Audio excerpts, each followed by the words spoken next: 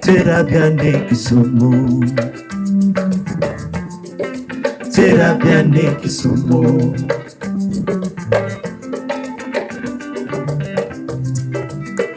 Ay ay ay, terapia ne kisumu. Ay ay ay, terapia ne kisumu, kisumu ben, kisumu. Terapia ne kisumu, kisumu ben, kisumu. Terapia ne kisumu. Ay ay ay, terapia ne pacho. Ay ay ay, terapia ne pacho. Kisumu ben, kisumu. Terapia ne kisumu, kisumu ben, kisumu. Terapia ne kisumu. Degaito terawina, terapia ne kisumu. Aido belly, terawito, terapia ne kisumu. Boda boda, soya kundele, terapia ne kisumu.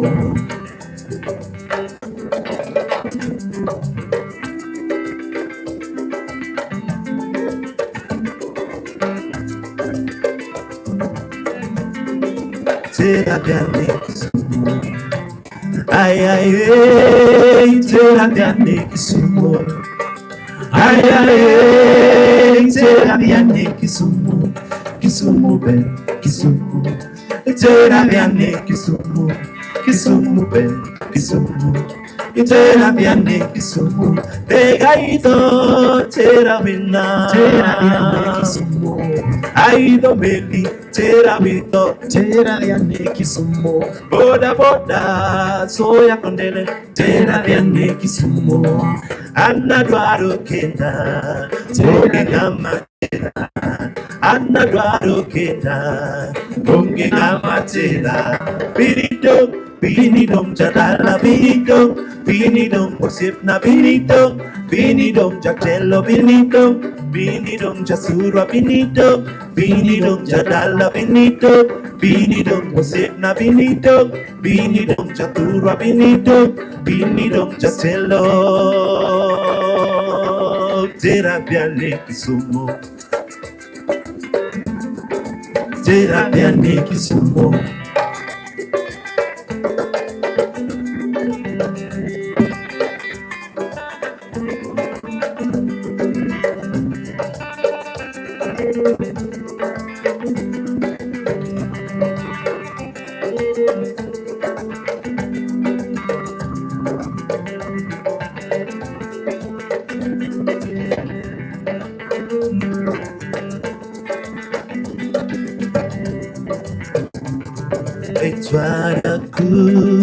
Etwaria, nyamosha gitaka. Etwaria, nyamosha gitaka. Etwaria, wetereire, wena wetereire,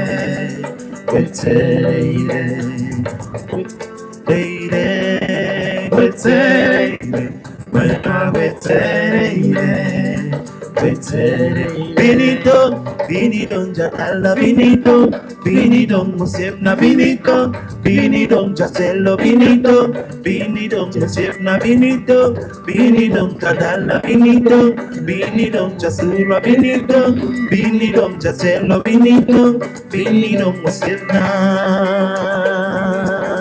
Terapia ne kisumu, terapia ne kisumu.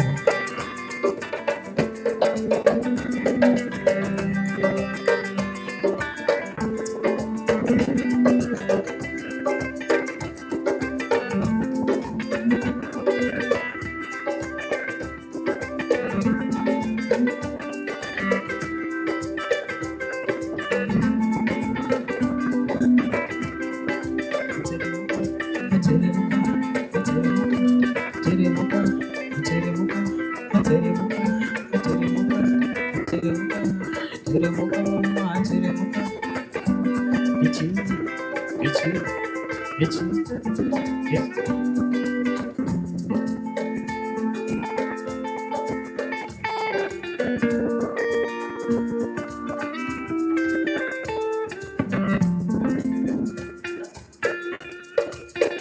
Susanna, I hope you're happy now.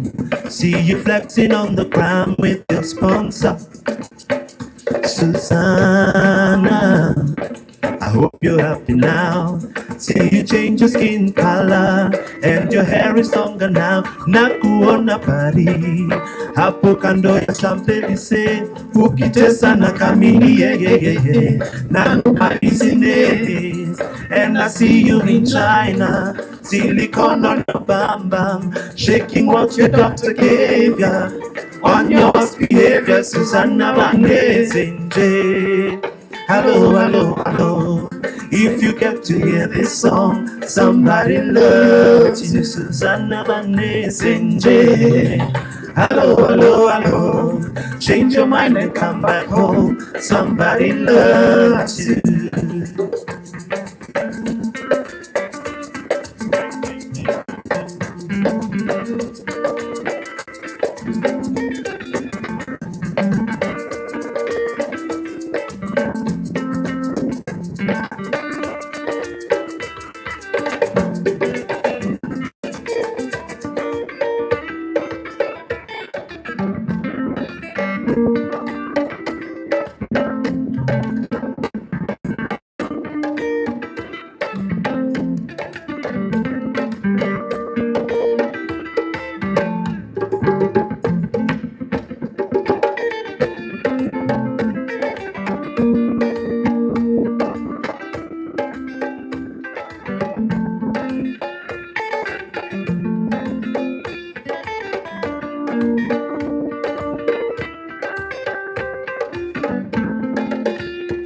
Mwanamke tabia, shepu ni majaliwa, ila wengi walinyimwa tabia, na shepu kabarikiwa. Mwanaume hisia, pesa ni majaliwa, ila wengi walinyimwa hisia, na pesa kabarikiwa. Na kuona gari hapo Rio de Janeiro, ukiongezewa nywele senje. I know my business, and I see you in China with the latest designer, shaking what your doctor gave ya. On your worst behavior, Susanna Vanessa. Hello, hello, hello. If you get to hear this song, somebody loves you, Susanna Vanessa. Hello, hello, hello. Change your mind and come back home. Somebody loves you.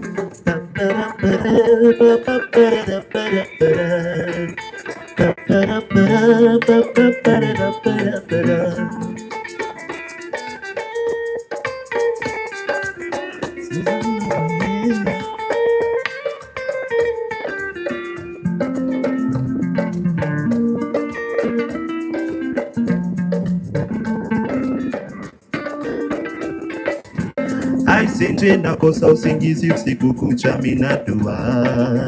Aisenje akilini moyoni bado wewe wanizuzua. When are you coming home, Senje? Tell me how you on your way. Tufe tukipendana, Romeo na Julia. Aisenje nakosa usingizi usiku kucha minadua. Aisenje akilini moyoni bado wewe wanizuzua. When are you coming home, Senje? Tell me how you on your way. Ndana, Romeo na Julia.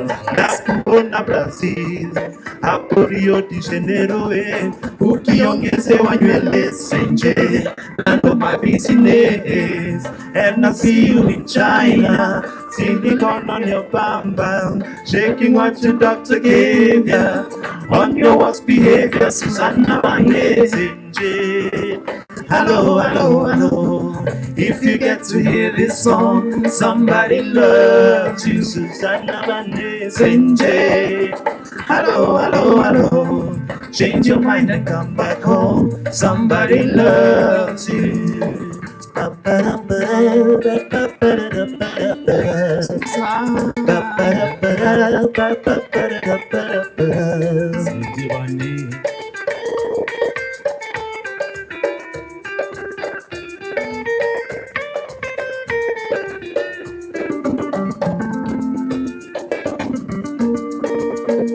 Lilo makambo lomi makambo na lembi Lilo makambo kobi koswana na pae Na lobi ko pale koso bibe la koso na lembi Mario na lembi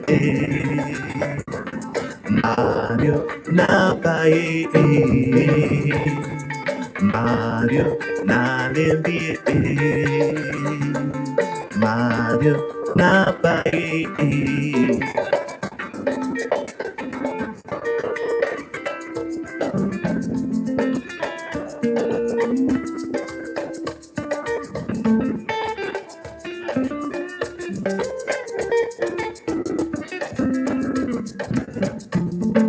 Mario na lembi Mario na pai Mario na lembi Mario na pai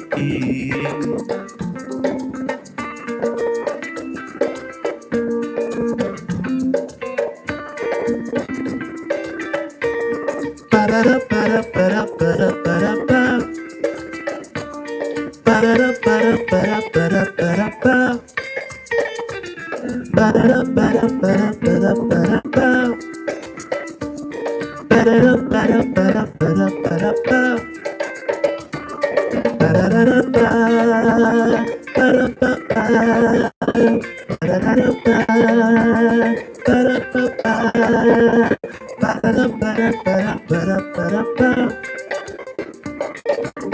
para para para para Mario na lembi Mario na pai Mario na lembi Mario na pai para para para para para para para para para para para para para para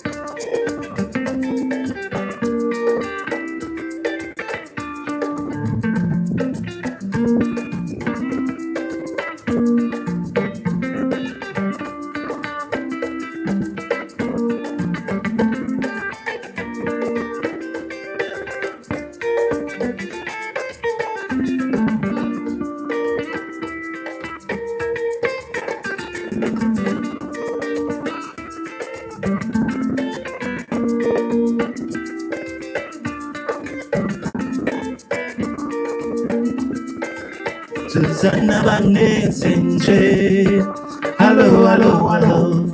If you get to hear this song, somebody loves you. Susanna Vanessa, hello, hello, hello. Change your mind and come back home. Somebody loves you. Susanna Vanessa, hello, hello, hello. If you get to hear this song, somebody loves you. Susanna Vanessa, hello, hello, hello. Change your mind and come back home. Somebody loves you. Mario, not in the Mario, not by Mario, not in the Mario, not by Mario.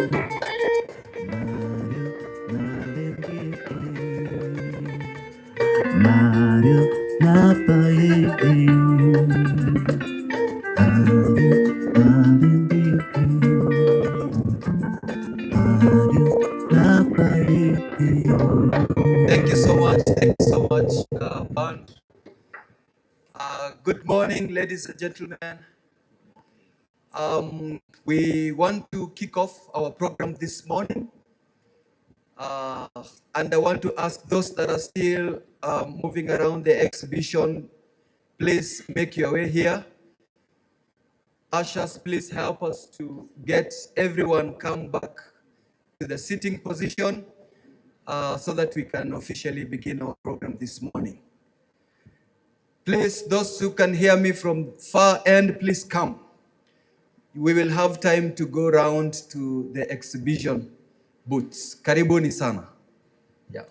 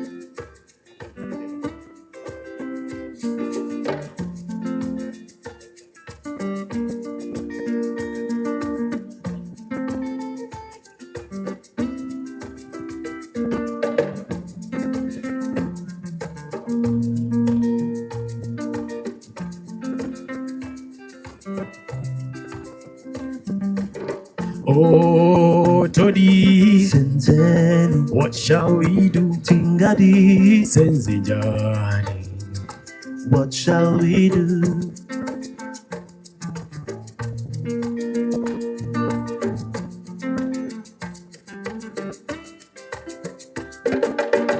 oh, Toddy, Senzeni, what shall we do? Tingadi, Senzinjani, what shall we do? oh, Toddy, Senzeni, what shall we do? Tingadi, Senzinjani, what shall we do? zino lwaza sei kudera lufu mu mawoko.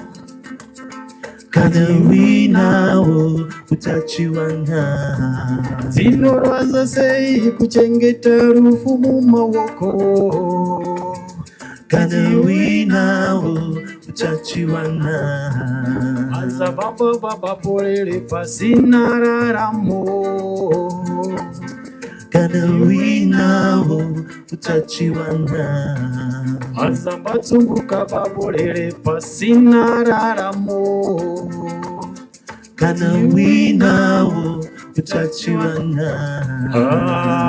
Toddy, Senzeni, what shall we do? Tingadi, Senzinjani, what shall we do? oh, Toddy, Senzeni, what shall we do? Tingadi, Senzinjani, what shall we do?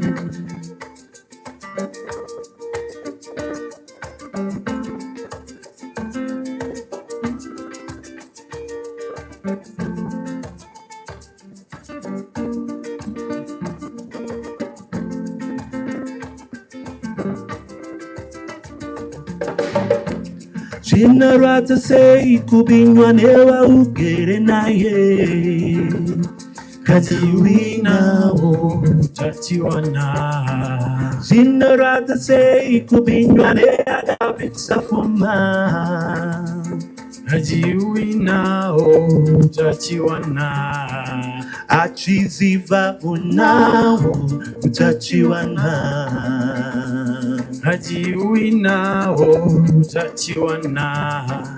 inde uchiziva unawo utachiwana, ajiwinao tatiwana. oh Toddy, Zeni, what shall we do? Tingadi, Senzenjali, what shall we do? oh Toddy, Zeni, what shall we do? Tingadi, Senzenjali, What shall we do? Serigwe kuba kuna muna matobarume tabererwa. Tachiwana. Tondi by mazango. Kaji uina o tachiwana. Serigwe kuba kuna mteuro mambo tabererwa. Tachiwana. Tondi by mazango. Kaji uina o tachiwana. Serigwe kuba kuna muna matobarume tabererwa. Tachiwana. Tondi by mazango. Kaji uina o tachiwana. Serigwe kuba kuna mteuro mambo tabererwa. Tachiwana. Tondi by mazango. Kaji uina o tachiwana. Todi, Senzeni. what shall we do? Tingadi. Senzenjali. What shall we do? Oh, Todi, Senzeni. what shall we do? Tingadi. Senzenjali. What shall we do?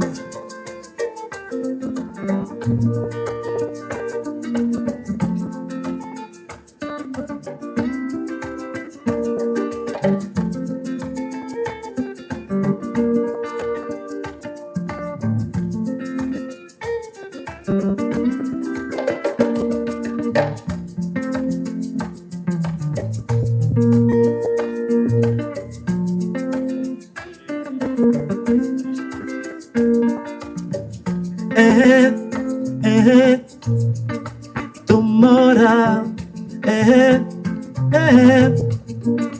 tomorrow,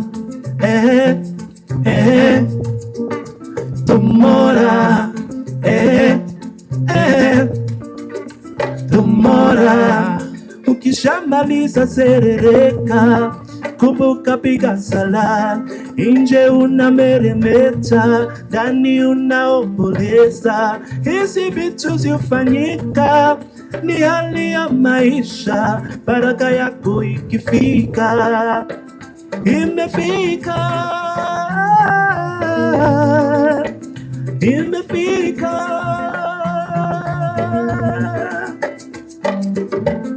Tingamalo, Jehova kiwinja tingamalo, tingamalo, Hosanna kiwinja tingamalo, tingamalo, Hosanna kiwinja tingamalo, tingamalo, Hosanna kiwinja tingamalo.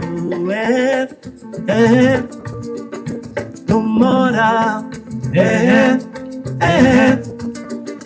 tomorrow, tomorrow,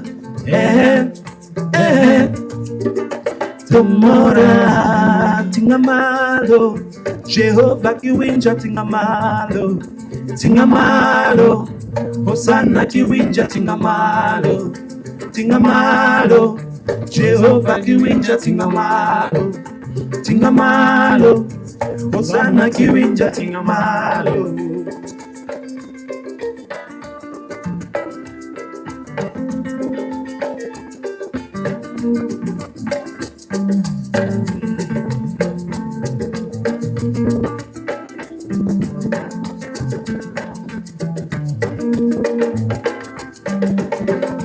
Tingamalo, Jehova kiwinja tingamalo, tingamalo, Hosanna kiwinja tingamalo, tingamalo, Jehova kiwinja tingamalo, tingamalo, Hosanna kiwinja tingamalo. Tomorrow, tomorrow, tomorrow, tomorrow.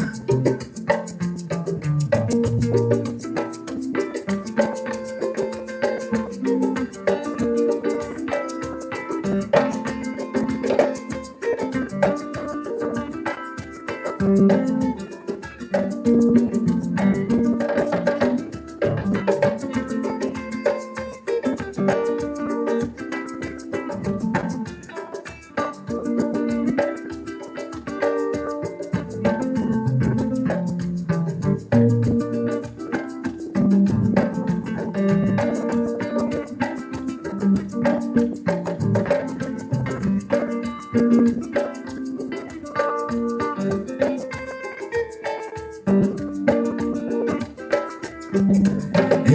the jungle, the mighty jungle, the lion sleeps tonight.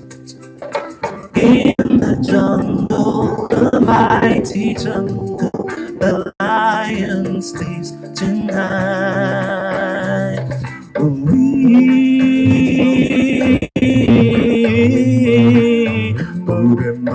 my way.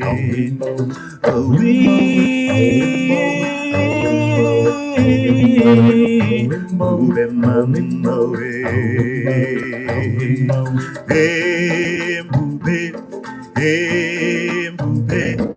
Hey, move it, mama. Way, move it. Way, move it. Way, move it, mama. Hush, my darling, don't fear, my darling. The lion sleeps tonight.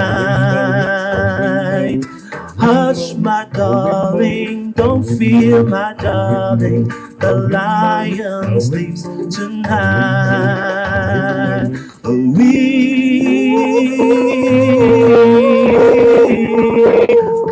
on my way.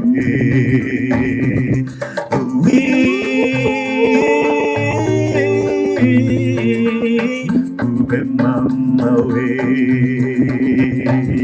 Way, move it, way, move it, way, move it, mama. Way, move it, way, move it, way, move it, mama.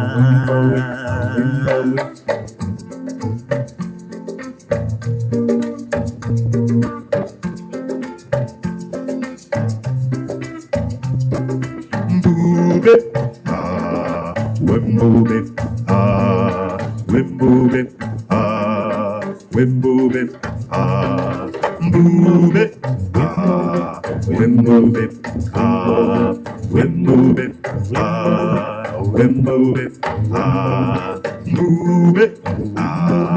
we move it, move it, we move it, we move it, we move it, move it, we move it, we move it,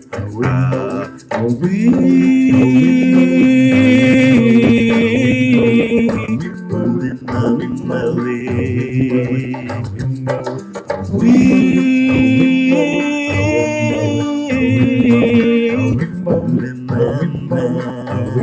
it, way, move it, way, move it, way, move it, mama.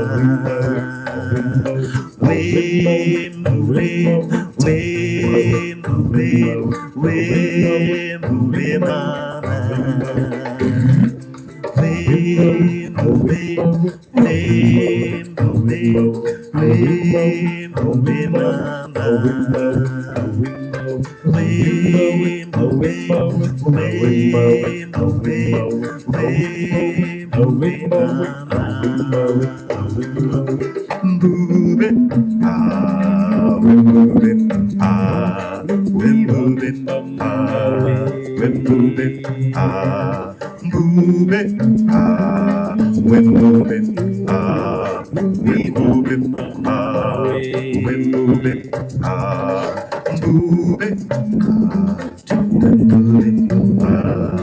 we move it, move it,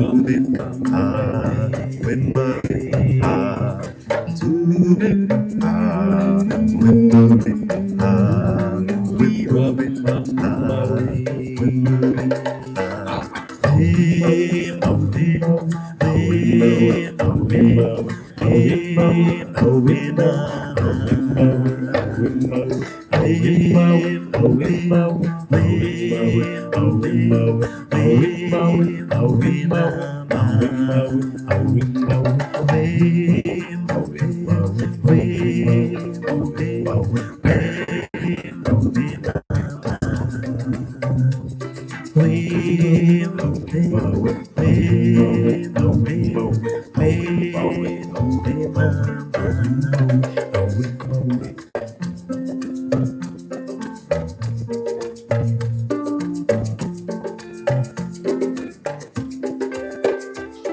Embe umbe, Baya, embe umbe, baya, embe umbe, baya, embe umbe, baya.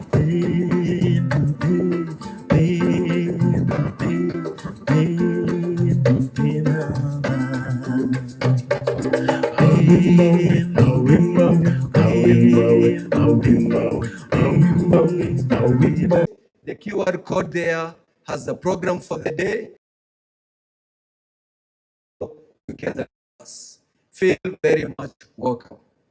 Let me now take this pleasure to invite none other than the current and the founding chairman of Rural and Urban Private Hospitals Association, Dr. Brian Mark Nishenga, to come and give his opening remarks, as well as taking us through the next session. If we can put our hands together for our chairman.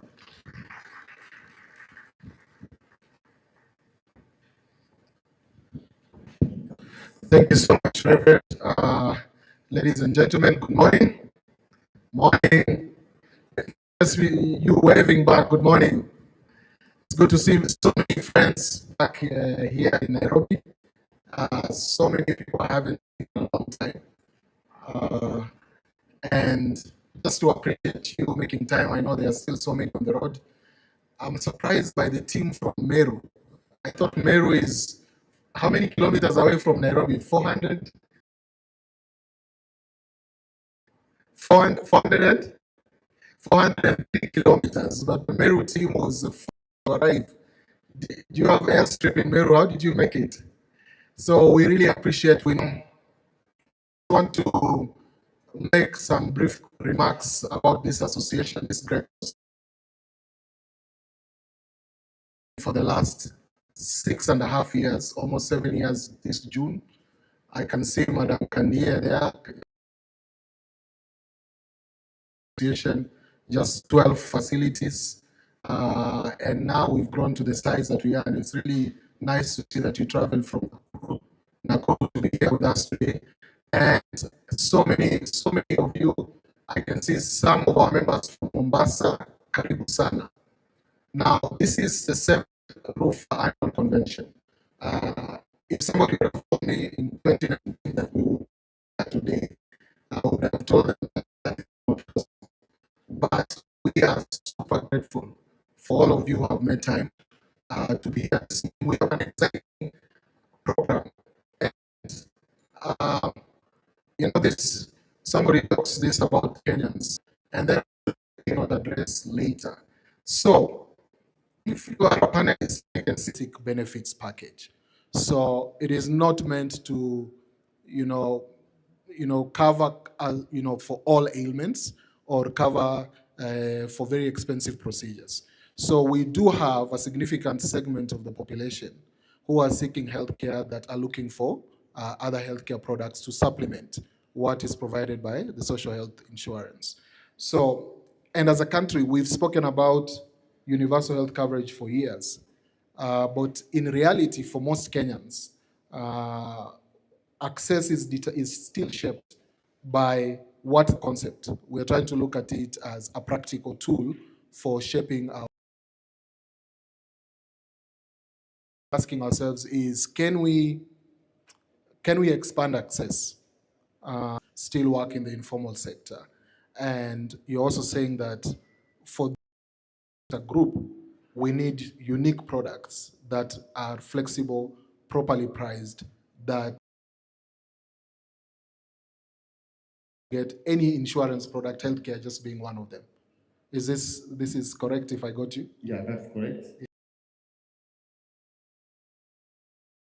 With the price that they can afford.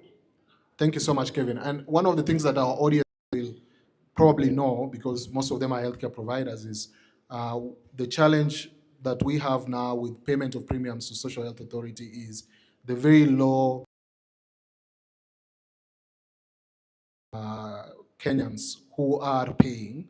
I think the last numbers we have is something like 435,000 only from the informal sector. And the total. But again, when we are designing the product, we are guided by the maximum limit that we can cover. And so what we do, and that's why for the micro, we are working with the small facilities. Number one, because of the average cost. So we have agreed on the average cost to be about 2,500 per visit. So having that in mind, I want to give a cover which will not help the client. So having that average cost, we guide our clients that this cover will help you for these facilities. So when we are doing the empanelment, forming the providers, then we ensure that the providers who are on our panel meet that average cost, so that this cover is taking care of the client throughout the entire year.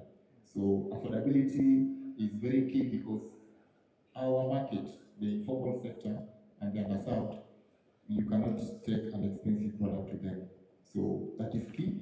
So we negotiate, we work with providers as our partners, and also with intermediaries and the distributors as our partners, to ensure that the population that we are targeting, indeed, there are people who can afford it, and this cover will be helpful to them. In terms of turnaround time for the claims, at Badview, we do it within 5 days because, again, it is very simple. Even the claims processing, the documents, there's no much of documentation.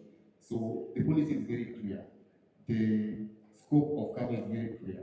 The exclusions are very clear. So there is no much time taken towards approving a particular claim. So for us, we are much guided by that regulation. At Bandy currently, we are doing a minimum of 5 days. Maybe the providers can confirm if there are those who have already submitted the claims. Yeah. Thank you so much, Kevin. And this sounds like good news to providers. 5 days is really very rapid turnaround. And also the fact that the administrative burden in terms of processing claims is diminished because you have a simplified claim processing procedure. And therefore that means that for expanded human resource costs, having extra staff to, work on the claims and that kind of back and forth. So this is very interesting for the sector. Now, just introducing Julius into this discussion. Karibu sana. I don't know whether you have a mic. We can give you one. Have you caught your breath? Yes. Nairobi traffic, welcome. So I'm curious and we are aware that you work very closely with Badview in terms of developing this kind of products. And we are also happy as RUPHA that we have co-developed a product with you, the RUPHA 360 product. But from your point of view as a leader in the sector, I have an interesting question. We had a big discussion about the premiums. How much should the product cost, isn't it? And we spent quite a lot of time trying to figure that out. We often assume that low premium is equals to high uptake. Anybody would assume that if the premium is low, you expect the market to buy the product. But in your experience, what actually drives enrollment? So that because you've pushed out many products under Liaison, what does it that drive employment? Is it automatic that if the premium is low, then you're going to have high uptake? And also what drives retention so that your clients, your beneficiaries don't drop off? Thank you, Chair. And sorry, it's a traffic of Nairobi, but it's okay. Welcome. You have accommodated me. First, today I am very happy because I'm seated with my regulator. She's our prefect, so whatever I say, she will take it seriously. And I will start from where she started, actually. When you are talking about products, and mostly from where I sit, I love to call them solutions. Because any product is done to solve an issue in the society, an issue that we want to sort out, And that is where insurance comes in. That's why even many other products, including doctors, they come to take care of our diseases that we have. We didn't have diseases, there would be no doctors in this world. So every profession is there to sort a gap in the world. In terms of insurance, and we go back to specifically micro insurance, all of us we think about the cost only. But there are many things, and I think Madam Anne talked about them. There's the issues of accessibility, but that accessibility you check on which channels are you using. And if you see in our in this country, so that we know we have a partner in Mandela, we have a partner in Kuala, we have a partner in Turkana. And secondly, when you get these partners, you sit and say, this is a solution that we want to solve. And one is universal healthcare coverage. Actually, that is our solution that we wanted, number one. That everyone can be able to get this medical cover in everywhere in this country. So if we have providers across the country, that is the first area because infrastructure is important. Secondly, what within these ones, what will be the win-win area? Remember, in RUPHA, we are still using these service providers as our partners, as our providers. So any income, any premium that we are going to get is still going to be used by the RUPHA fraternity, the providers who we have. Secondly, where are the target groups? Where are our customers? Our customers is actually the same, the employees of RUPHA, the owners of RUPHA, because we are creating an ecosystem. What we want is to create an ecosystem which is a full web, which has all the needs being sorted out. Even before we go to the pricing, we have to check those specific tenants that needs us to create that issues of pricing. In terms of affordability, where the costs and everything else comes in, we also have to look at, is it the price only which is an issue?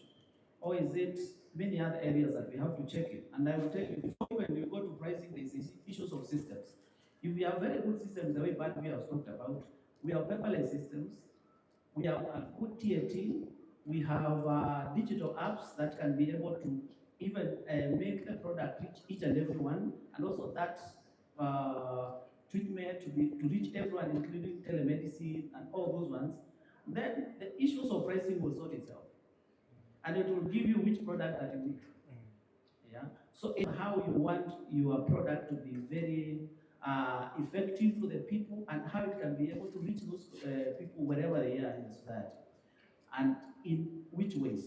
If you create efficient ways, the cost itself will come down, and your product will be able to sell.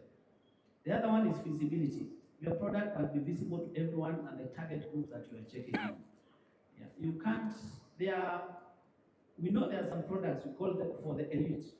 The international products, the international private medical insurance, insurance service that usually give, they still thrive in their countries because their medical or their universal healthcare systems have worked for a very long time.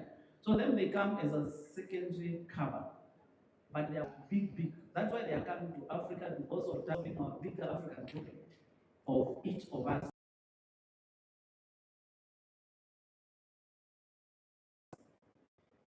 If you give us a specific product and people are being able to use it and they are giving that testimony, medical insurance, the chair is like, you cannot call it just for something. It's actually a basic need.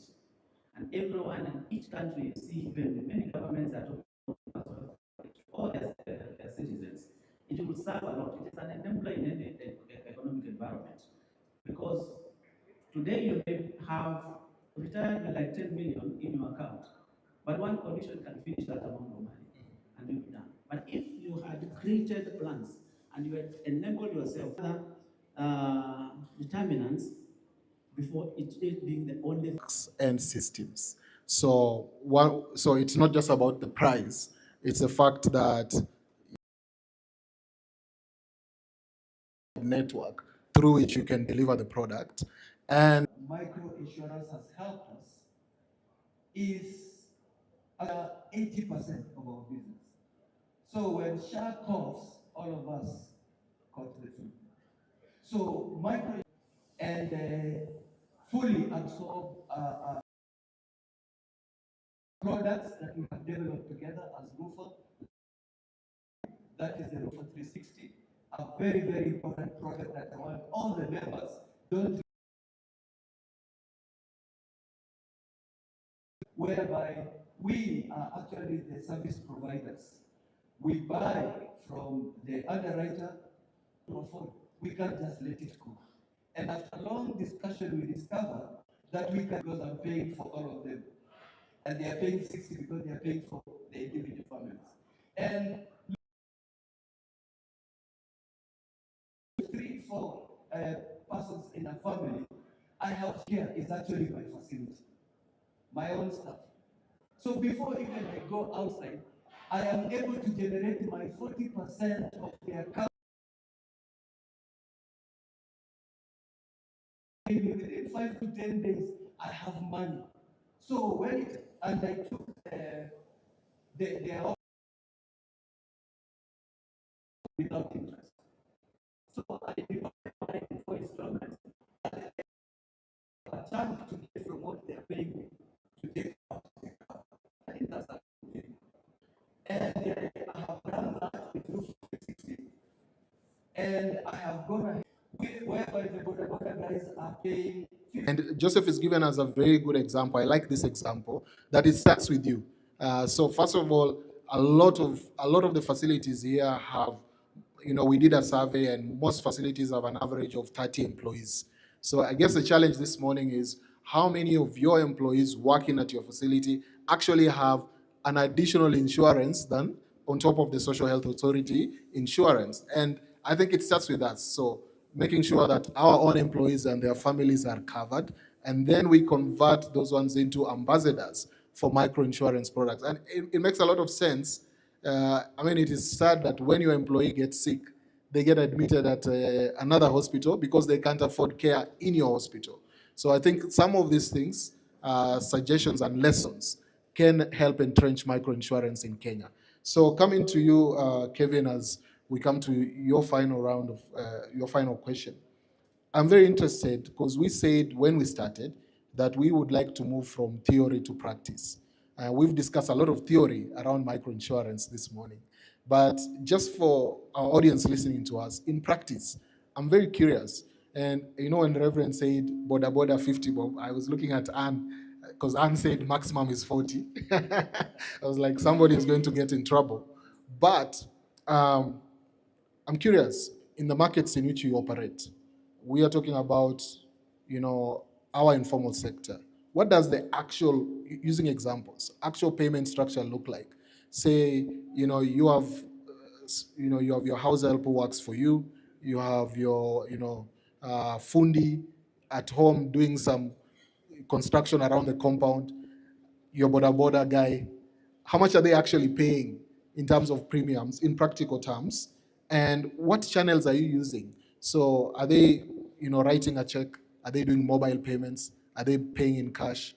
In practice, how is it working for Badview? Okay, thank you for that question. So for I just add on what Dr. said in terms of the welfare product that we have. So the 50 shillings is for, there are many benefits in that product. So we have last expense, we have personal accident, medical. So the regulator, as per the micro insurance regulation, it's supposed to be 40 shillings per day per benefit. So it means it should not exceed 14,400 per benefit per year. So just to clarify. So that's a fantastic clarification. So in this sense, essentially what you're saying is that for 50 shillings and they are getting 3 benefits, exactly, you've really, really priced it appropriately. Exactly. Yeah. So that's how it is. Now in terms of what we are doing, number one, there is no paperwork at Badview. So the customer journey is very high, is fully digital. So you just go online and then you purchase a product. Once you purchase, there is an SDK push, you pay on the M-Pesa, and you get the policy document instantly. So we have really tried to eliminate paperwork involving in it, and also for RUPHA 360, for the providers now for the facilities, we have developed a platform where now the members can directly register on on that portal, and they provide their details. And the threshold is only 2 employees, so it means that all of us can join the RUPHA 360. So that link, once you fill your details, and also there's an extension where you can do a last expense for the parents and the parents-in-law, or what you call extended family, and also the nuclear family. So we are doing that just to fasten the process, because again, if we the employer to fill the details, it will be 360 I've shared to all of us. So that's another way. The onboarding is highly automated, and then claims processing. We do e-claims processing. So the provider can directly upload the e-claim on our provider module, so that it is queued on our system, and at our end we are able to approve that. So those are some of the things that we are doing. And for micro, you realize that if you don't automate some of these things, you'll not be able to manage it. And what I see is that we are we are we are trying to we are trying to ensure that there is no paperwork involved at any instance. So I believe I've answered that here. So it is fully automated. Thank you, Kevin. And for the beneficiaries, how do they pay? For the beneficiaries, Yeah, the people who are buying the product. They can pay via M-Pesa, they can pay via the bank. So on our portal, you can easily see, you can pay via the M-Pesa, via the card, or via the bank transfer. Multiple ways of payment. Multi-channel. Yeah, multi-channel. Thank you so much. And that brings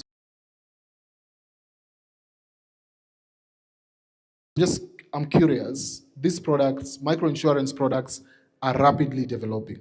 Now that we have a regulation in place, now that we have a market that needs these products, you can see, so the products that Liaison and Badview have developed that they are working with RUPHA with, there are many more other insurance companies that are coming up with them. And we are going to see in the next few years, my own estimation is many more products coming out. So from your point of view, 2 questions. First one is, what do you see as the biggest risk microinsurance poses to the insurance ecosystem, specifically healthcare? What is the biggest risk that if they are not properly structured, what do you as the regulator see as the biggest risk that microinsurance products can pose? And secondly, with the social health authority, social health insurance, how is microinsurance positioned? Is it a complementer? Can we view it as a complementer, or is it that it will be a competitor? Now, I'm just looking at it this way, or is there a way where we see them working complementary? Thank you. The first question, I just want to set the context because this is the last question you are posing to me. And I just wanted to touch on the issue of distribution, which maybe the people who are here can take advantage of. Traditionally, insurance products are distributed by sales agents or intermediaries, and they have to be licensed by us. But the key thing in microinsurance is anybody can distribute. So I think it's something that the people who are here can take advantage. And Liaison and Matthew will tell you, we just need a one-day training and you're able to distribute and you make something out of it. So it is very key so that anybody now can be able to do it. So even the person at the farthest end of this country, where they say accessibility is not possible, you can have someone distributing from there. And the second thing that I wanted to talk about is the growth that has been there before we go to the risk. I'm looking at our report now, as compared to last year, we have 5 microinsurers who we've registered. And along with that, it comes the intermediaries who are Badview and Lassen. What does that mean? That microinsurance is growing. And right now, compared to last year, there's been a growth of 20% of the premium.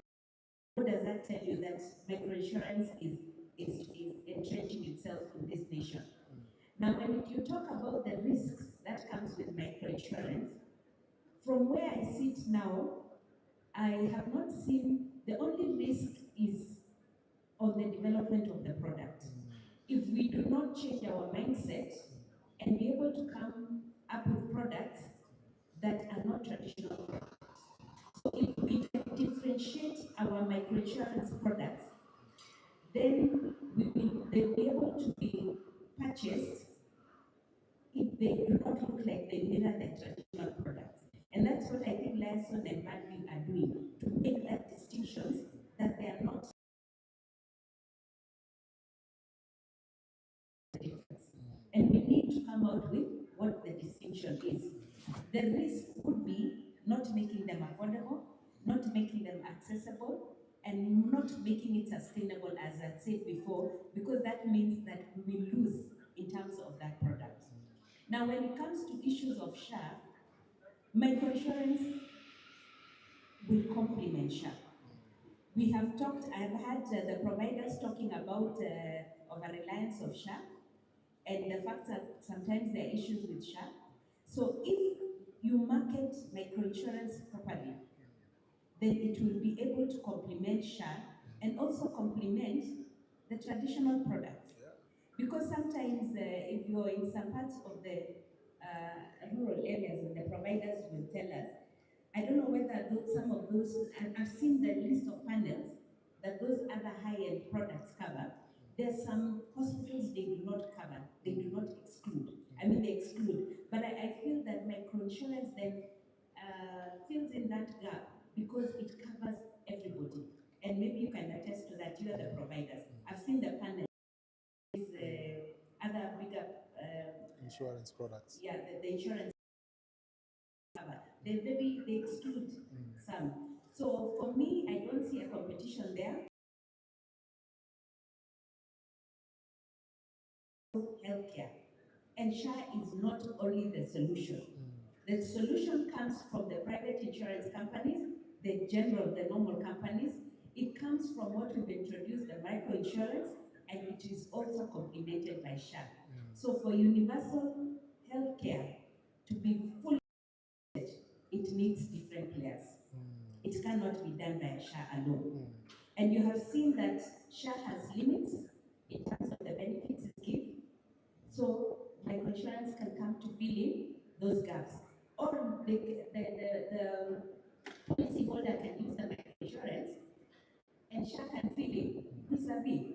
So it enables that policy holder to have a bigger benefit than they would have just under SHA. So for me, I think it complements very well. Thank you. Thank you so much. Thank you so much, Anne. And you said a lot of interesting things, especially about distribution and the fact that microinsurance removes a lot of barriers that have been there traditionally so that we can have access expanded across the country. And the other thing that you mentioned very strongly is complementarity. And you have also mentioned that the market is growing. This 20% growth in premiums is very interesting. And the challenge you've put out to the hospitals is to take advantage of the opportunity that is there with microinsurance products and help Kenyans expand access not only to healthcare but also to all other insurance products. And so with that, I think we've come to the close of our panel discussion. And as I mentioned, as we started, we will do this slightly differently. The keynote address will come at the end, and I'm happy Julius is here. He will have about 7 minutes to just make remarks around where the industry is going in terms of microinsurance. I see in the audience a lot of providers who have experience with microinsurance products. I also see providers who have been developing such kind of products themselves. And I hope that this discussion has enlightened you, challenged you, and shown you a lot of opportunities that are available. One thing that is very clear from what our panelists have said is that microinsurance can expand access. It can expand access across Kenya. And it is also very clear that we are not merely spectators to an industry that is growing, but with microinsurance, you are part and parcel of it. You are playing the game. And so with that, I would like to invite you to give a round of applause to my very, very wonderful panel. Asanteni sana. So we can take our seats. So Julius, the floor is yours. Feel free to use the podium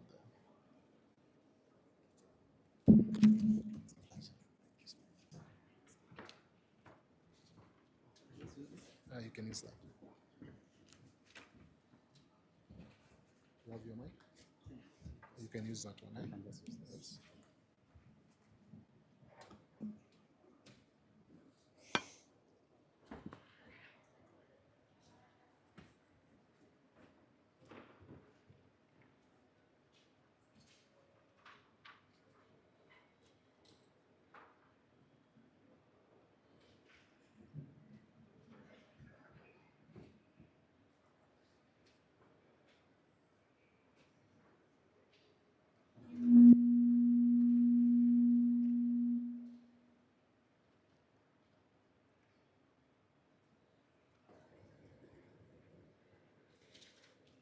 Good morning.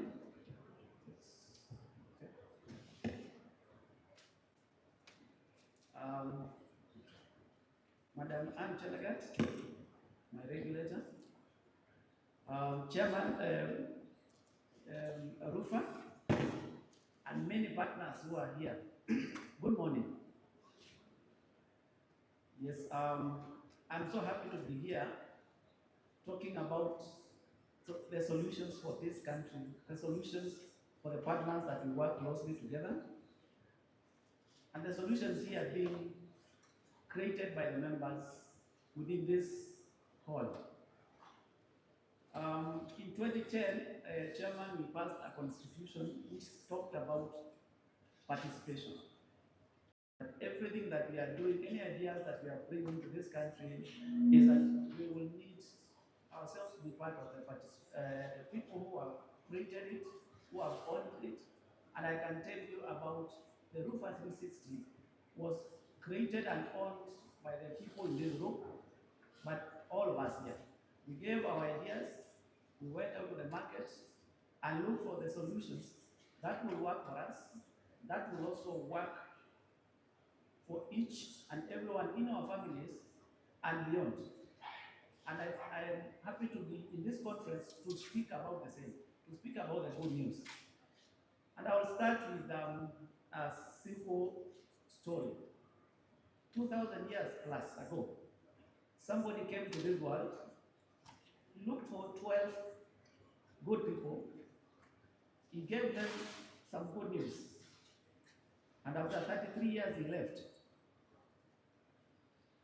When he left today, the world has billions of people giving the same gospel that Jesus Christ did. When I see this hall, we are more than the 12.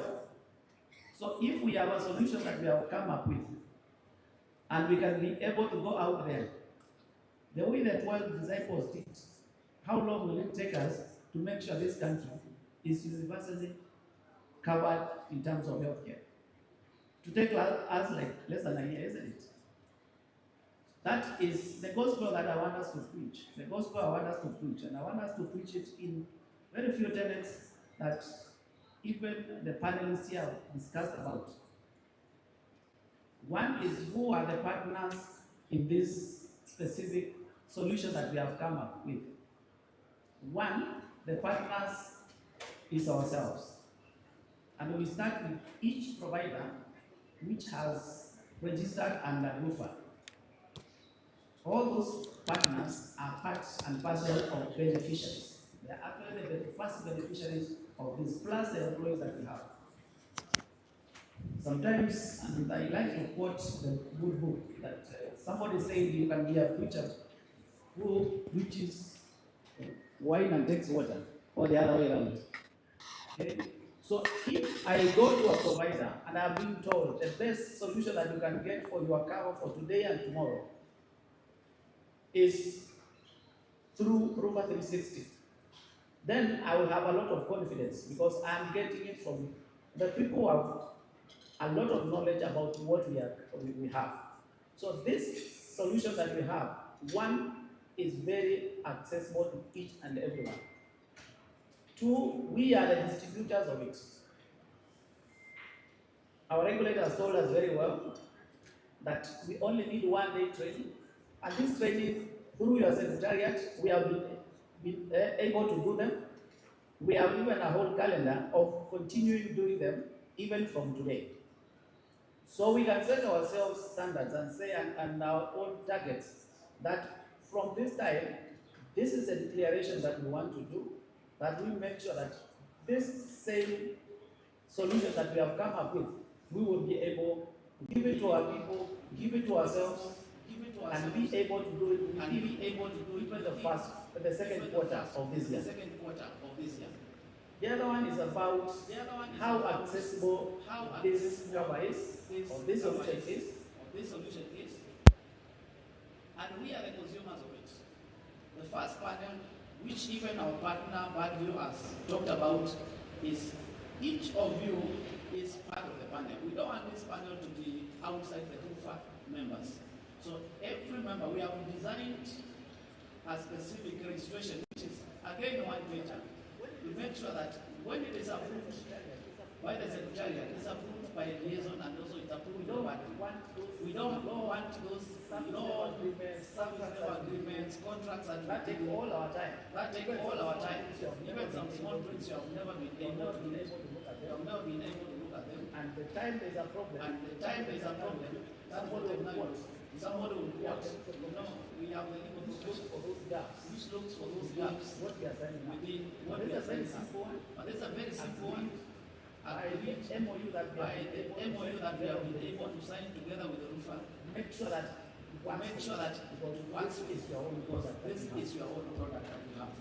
The other one we have talked about is how we are going to create efficiencies in this solution so that you can be able to access the government. We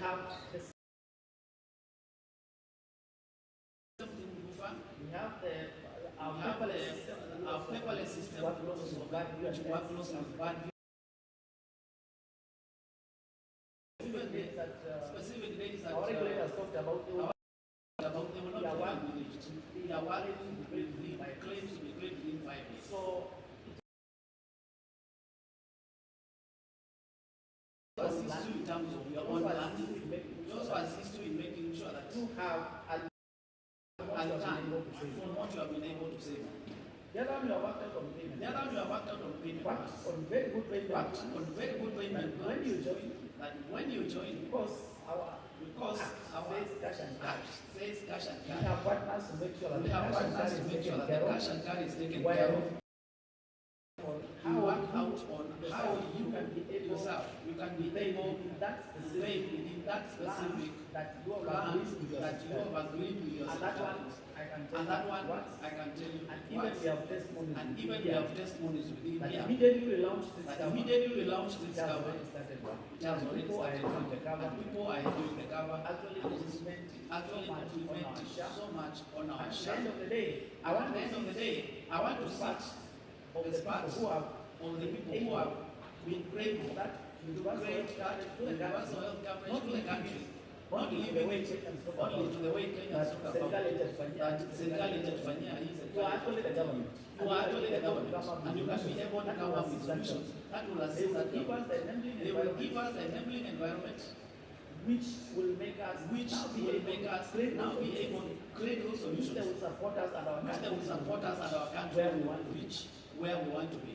As I said earlier, medical is an enabler. If you have no medical cover, we have seen how many ones. I say those are also part of the insurance. Those ones who say in case of a problem, I'll create a WhatsApp group. Those are our social networks somewhere. But how do you feel? When you are going there, somebody tells you I have already had an insurance. It is only because it has. That's the way I'm saying. That's the way I'm saying. You go there with a lot of more positive that the person thinking that the person would even think about So it. I want us to think. So I want us to think a way that we are creating avenues for our own businesses to drive businesses and avenues to create solutions to ourselves. Every good thing starts with you. Kuna mtu aliniambia Kiswahili akianza kuhesabu always starts with the number two. Give me 5 people who come under 6 million. On a certain benefit that I want to give. Because you start with number 2. Because always is number 1. So every time, every benefit that you are creating, see how it can affect you as a person. How the benefits that you are getting as a person, as your business, and also in the future. Please sustainable measures. And one of the measures that we have created is every system partner within this this product that we have created benefits in 1 year. Benefits in 1 year. The insurer will get the cash. The insurer will get the cash, the premiums. Hospitals will increase sustainable ways of income. Our systems that also we have created. Premiums for the costing that we have discussed about are measured in a certain way that they will not use for the cost for the cost to be very high. Even when we go to the normal corporate insurance which have higher benefits and bigger hospitals that we have talked about. Remember, most of the claims are below 500,000. And most of the claims that we talk about, over 60%, you'll find there is no claims as persons. 1 million and above their benefit. Meaning will have been able to cover a bigger population that usually. So to me, today, Chairman, mine is just to go out. Let us go out. Let us sell what we have been able to create. Let us also discuss about it with our partners and let us create an ecosystem that others will be able to go for. Because insurance in Kenya has a very low penetration rate of 2.4% for many years. And there is no reason for us not to create innovation ideas. If we create products that can be able now to take care of then at the end of the day, we'll have made our own industry grow. We have never made insurance a basic need in many other areas. But when you go to the developed world, even when you are renting a house, they must ask you must see the cost, including insurance. Why can't we reach those levels? Cannot we reach those levels by creating these products like RUPHA 360? Takes care of all of us, and which at this time is sold by us, and we can be able to go out and give experiences on what the benefits that we have got. So to me, that is the question that I want to pose to you. And the next time I'll be here, I'll be talking about the numbers, about where we are with this innovation that we have done. With those few remarks, I say thank you from liaison, thank you for management, thank you for inviting us, and we'll continue engaging further. Thank you.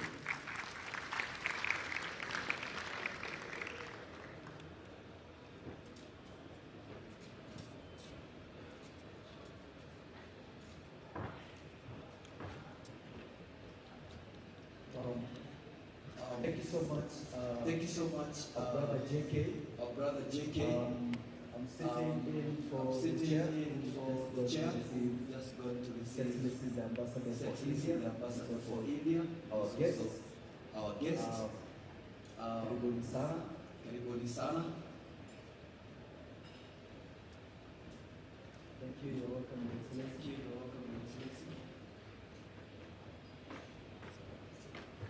Guests, Karibu sana. We just want to take the the official opening of this function, and then we can proceed with the rest of our program. So let me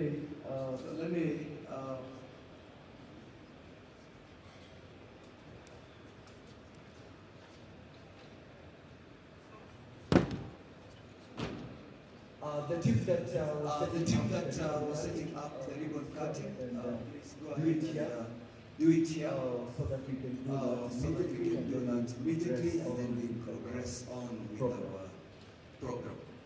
As they do that, is our band. As they do that, is our band. Karibu. Our band, if you are around. Okay. That's fine. Just put it. That's fine. Just put it somewhere.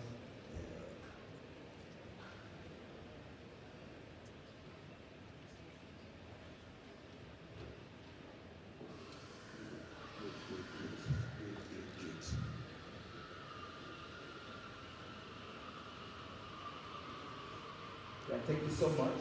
Thank you so much. Simple. Makasi inakuja pia.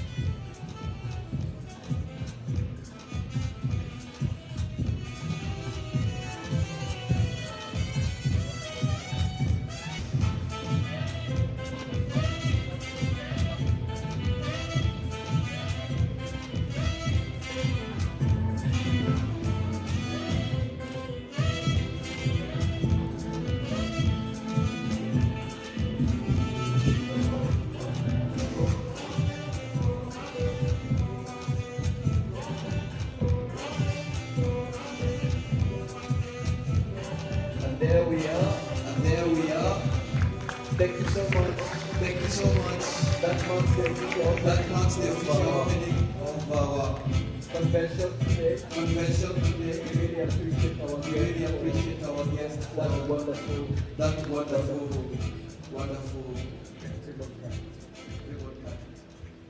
All right. So we will allow the ambassador team to get to the other side. They will probably be joining us later.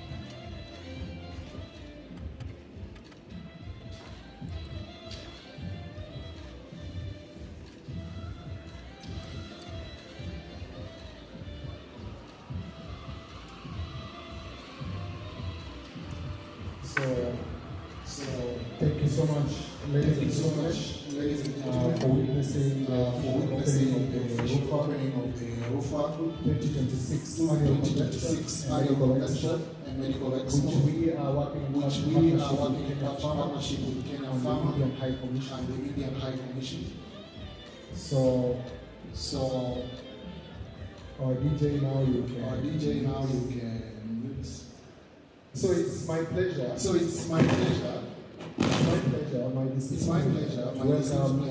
welcome a very distinguished guest, Dr. Nazila Ganatra, who is the director in charge of Health Products and Technologies at the Ministry of Health. Dr. Ganatra here to represent Ministry of Health who are our key partners of this year's annual convention. And she will also be Director General for Health, who has been our friend for many years. This association's mandate. So Dr. Ganatra will deliver remarks Director General for Health of the Director General for Health. Our pleasure to have Karibu Sana.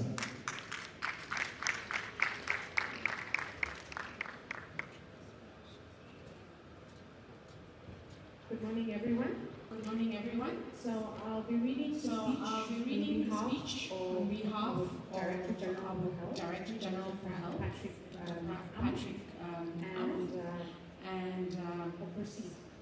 proceed. Distinguished guests, Leaders from government and industry, healthcare professions, and partners. It is my honor to welcome you to the Kenya Healthcare Week 2026. I also wish to commend the Urban Private Hospitals Association of Kenya Pharma, healthcare for convening this very important national platform that brings together key players in our health sector. Kenya's health sector is not just undergoing reform, it is undergoing a structural transformation anchored in the government's economic transformation agenda. This agenda recognizes a simple but very powerful truth that health is the foundation of economic growth. Through the social health authority, the government aims to ensure all Kenyans have access to a healthier, more equitable future through a comprehensive coverage and quality of care without financial worry. Ladies and gentlemen, a country cannot grow when its people are sick. Hospitals are struggling, and medicines are unavailable.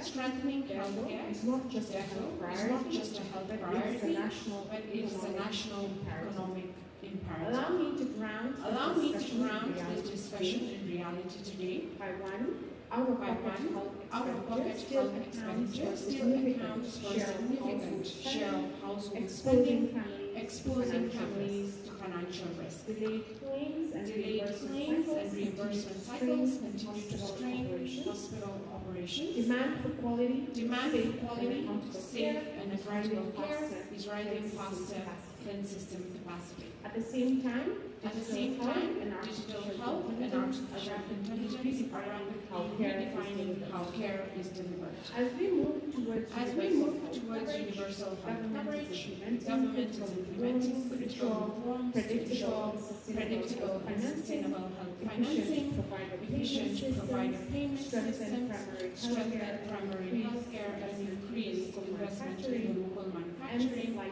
and supply chain resilience. The Ministry of Health, together with the Digital Health Authority, has been in the process of developing and implementing a digital superhighway that seeks to transform healthcare delivery through integration of cutting-edge digital technologies, including a national logistics management system with an integrated track and trace system that will manage the high products and technology supply chain in the country from end to end. The theme of this conference, from reform to resilience, is therefore both strategic and very timely. Reform without resilience is fragile, neither lasting, nor deliver real change. We must continue to build facilities and systems that remain financially viable, process things efficiently and transparently with a secure and responsive supply chain. This forum comes at a very important time for our country and for our health sector. It brings together the full healthcare ecosystem, policymakers, healthcare providers, financiers, technology leaders, innovators, and development partners into one integrated conversation about the future of healthcare in Kenya. As we meet here, we must move beyond dialogue to deliberation, beyond discussions, and beyond decisions, and beyond ideas to implementation. The time for conversations alone has passed. The time for building resilient systems is now. Over the next 3 days, I urge us to focus on 3 key national priorities. Strengthen healthcare financing by addressing claim inefficiencies, hospital cash flow challenges, and the sustainability of insurance models, because when financing works, hospitals function, healthcare workers are paid, suppliers are paid, and patient receives care. Driving digital and AI transformation, invest in interoperable health information systems, AI efficiency, and strengthen transparency and accountability across the healthcare system. strengthen ensure adherence to measurable safety outcomes and continuous quality because improvement, access to healthcare because must access to healthcare access must to mean safe, access to safe, and dignified effective, care. and dignified Ladies care. and gentlemen, Ladies and bottom gentlemen, up agenda bottom-up agenda calls on us to deliver solutions through strong public-private partnership, scalable innovations, and concrete commitments that will build a resilient, efficient, equitable, and high-quality healthcare system for all Kenyans.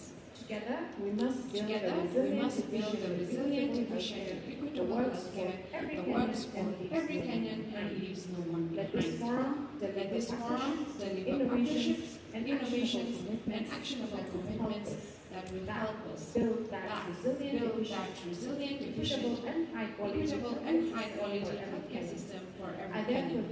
I therefore declare this forum officially open.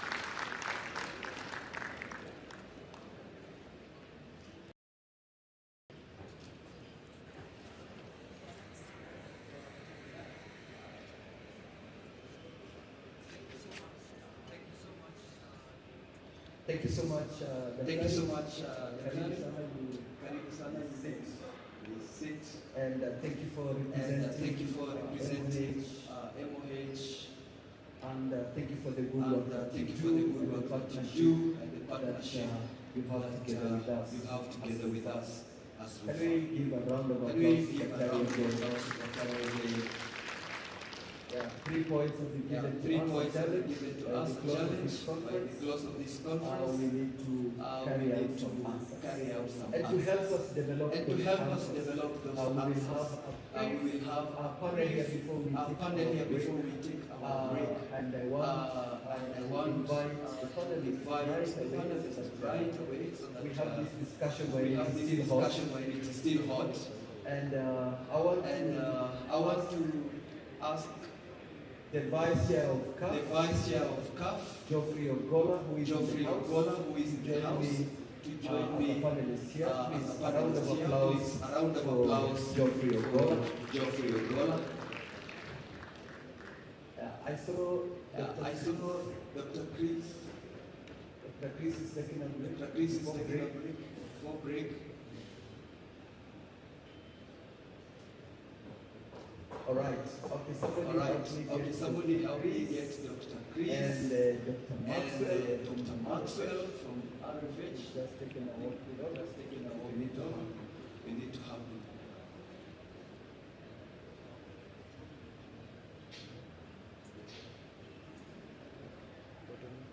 Thank you. I hope Pacifica you are doing that. Okay. So that we have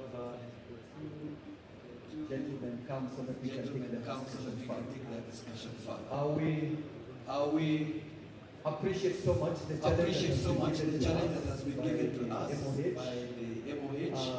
And my joy. Please a round of applause for Dr. Maxwell, CEO RFH. And I'm now looking for my good brother from Chuck. Should we be on the time? Let me also bring in the moderator session, Dr. Brian Bishenga, Chairman of Rural and Urban Private Hospitals. Karibu sana daktari. Please take your seat and moderate this session. I was just saying because as they take their seats, the first challenge is the issue of cash flow within facility. And I think I was the first one to smile on that. Very good. And we would also want to hear the perspective of those three elements from the MOH. And so I will bring in again Dr. Ganatra on stage, so that we can hear the MOH, how you see this done. So karibu sana daktari.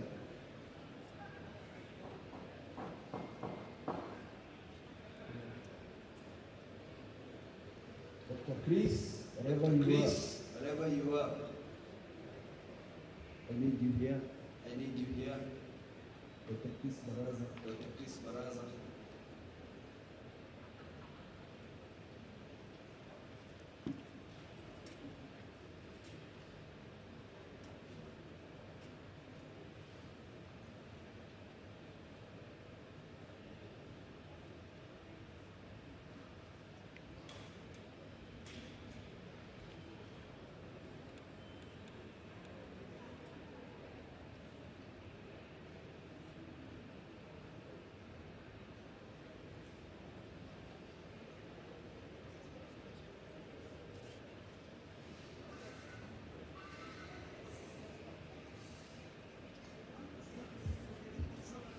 Okay,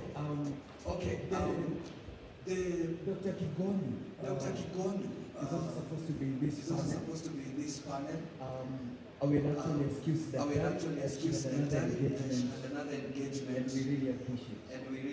Thank you so much. Yeah, thank you so much. Dr. Simon Kigondu. I know you must take coffee. Before you come here, Daktari, but can proceed with that. I can hand over. The discussion to start. Then Dr. Kigondu join us.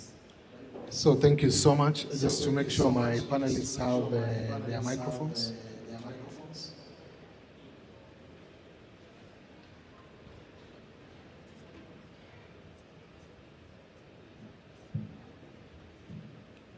Okay, so as we wait for, I can see Dr. Kigondu, Chairman of Kenya Medical Association, is coming. Welcome, Daktari.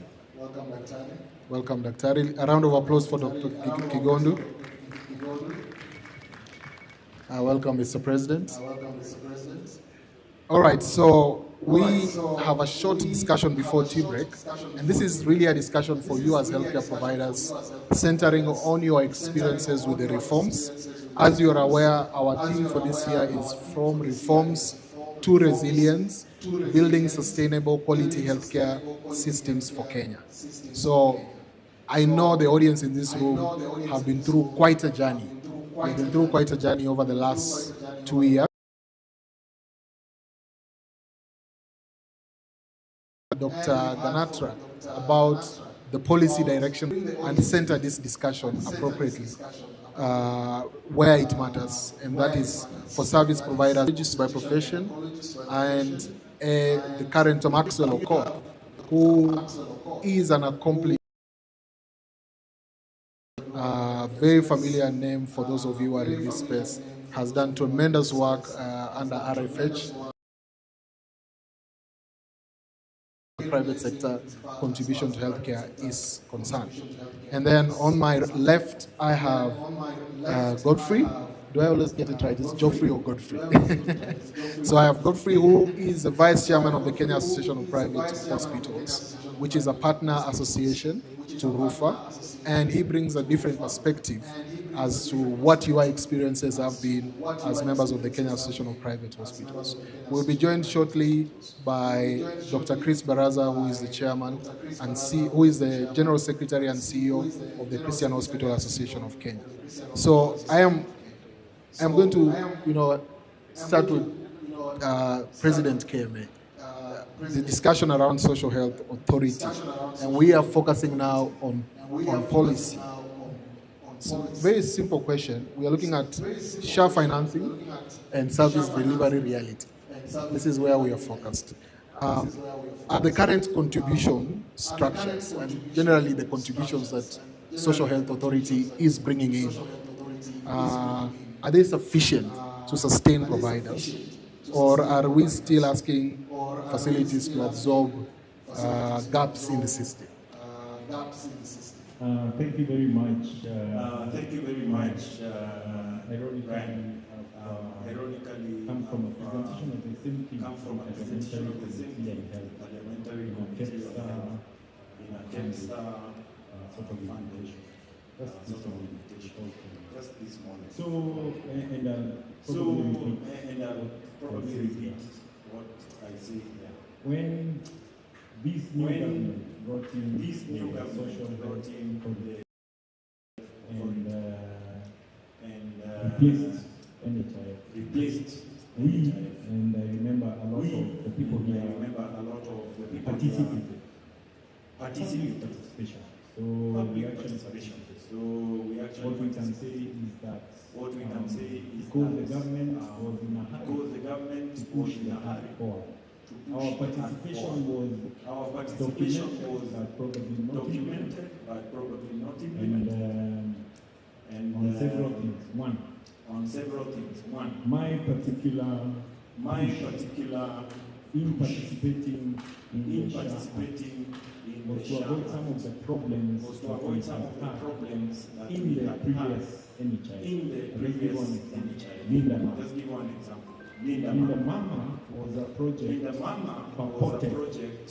purported excellent project for maternal health, but providers suffer. Think about it. You paid 6,000 shillings. I don't know whether 6,000 shillings. I don't know whether 6,000 shillings for the liver. Even if you deliver a million, 6,000 shillings is not enough. 6,000 shillings for the water to clean up. So what does that do? And I'll just what does that do? It forces people into fraud. You're claiming for deliveries.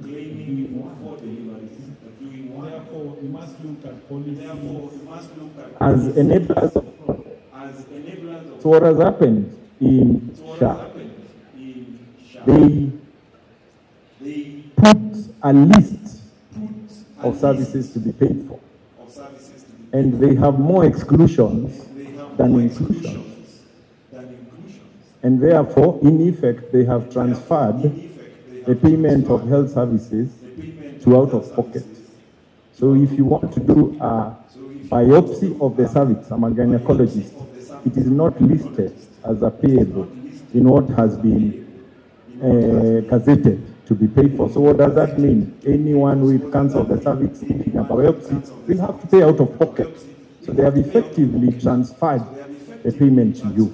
The very opposite of what SHA should be doing. Secondly, they have put a system that makes it so difficult for you to do anything. The doctor is supposed to make the decision. When you say that someone is going to theater for an appendix, and you write appendectomy, but when you open, you find that it is the gallbladder that is ruptured. Then you remove the gallbladder. SHA will not pay you. They say that you put appendix, but now you're claiming for gallbladder. So SHA is purporting to be the best conclude because there are many things we can share. My friend, Dr. Diana Marion. I hope she'll forgive me. One reason why she decided to go into SHA was that one day, for a patient they were operating as a gyne oncology team in Kenyatta. And you know what cancer of the vulva can do? It needs very many experts to treat you. After a 12-hour surgery, which included a gyne oncology, where you remove the vulva, the urologist, where you divert the lymph, the plastic surgeons who put back, sort of everything as they are, and another team. SHA said, one, you cannot put more than one procedure. But you see, in that 12-hour procedure, they have 40. Yeah? Two, they paid 50,000 for 1 million plus. 1 million plus. So my is that one, the gazetted things to pay for are so much less than private insurance.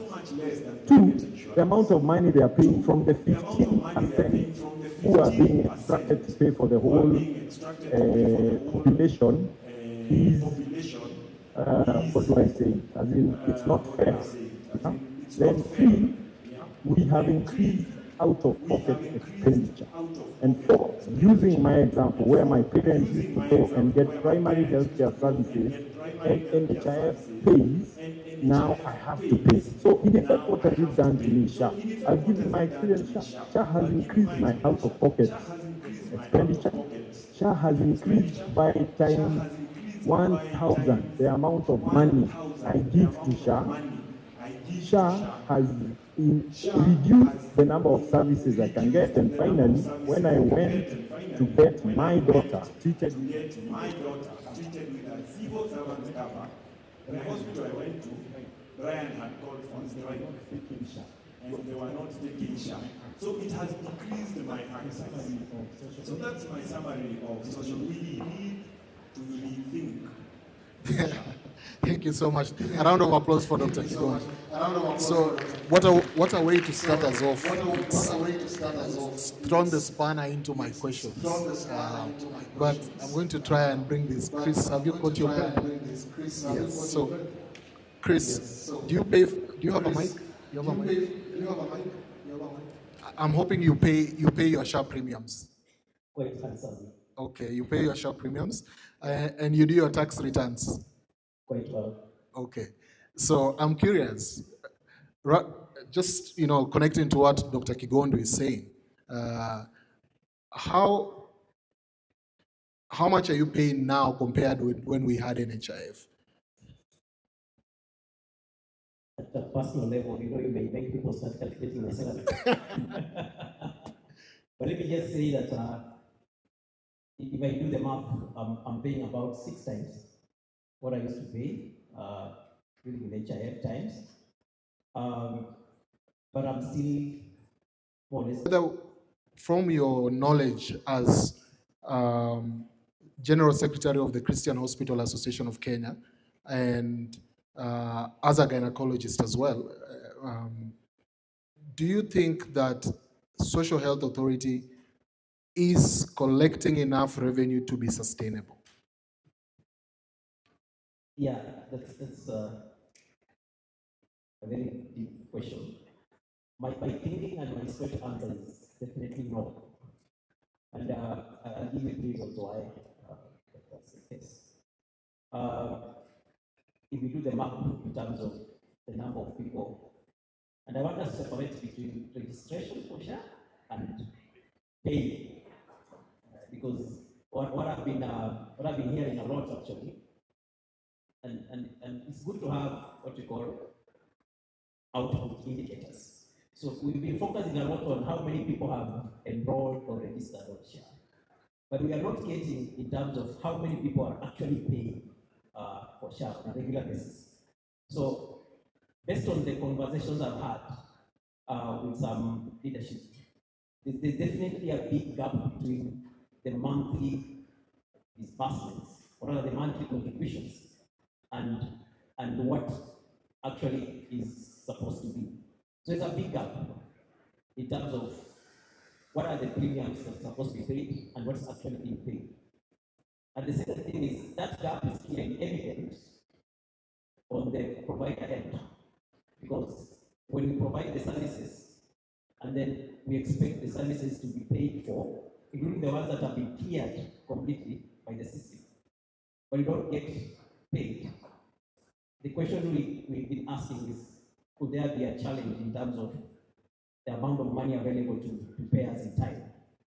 And basically what that means that we are not getting paid in time because there's no money in the first place to pay in time.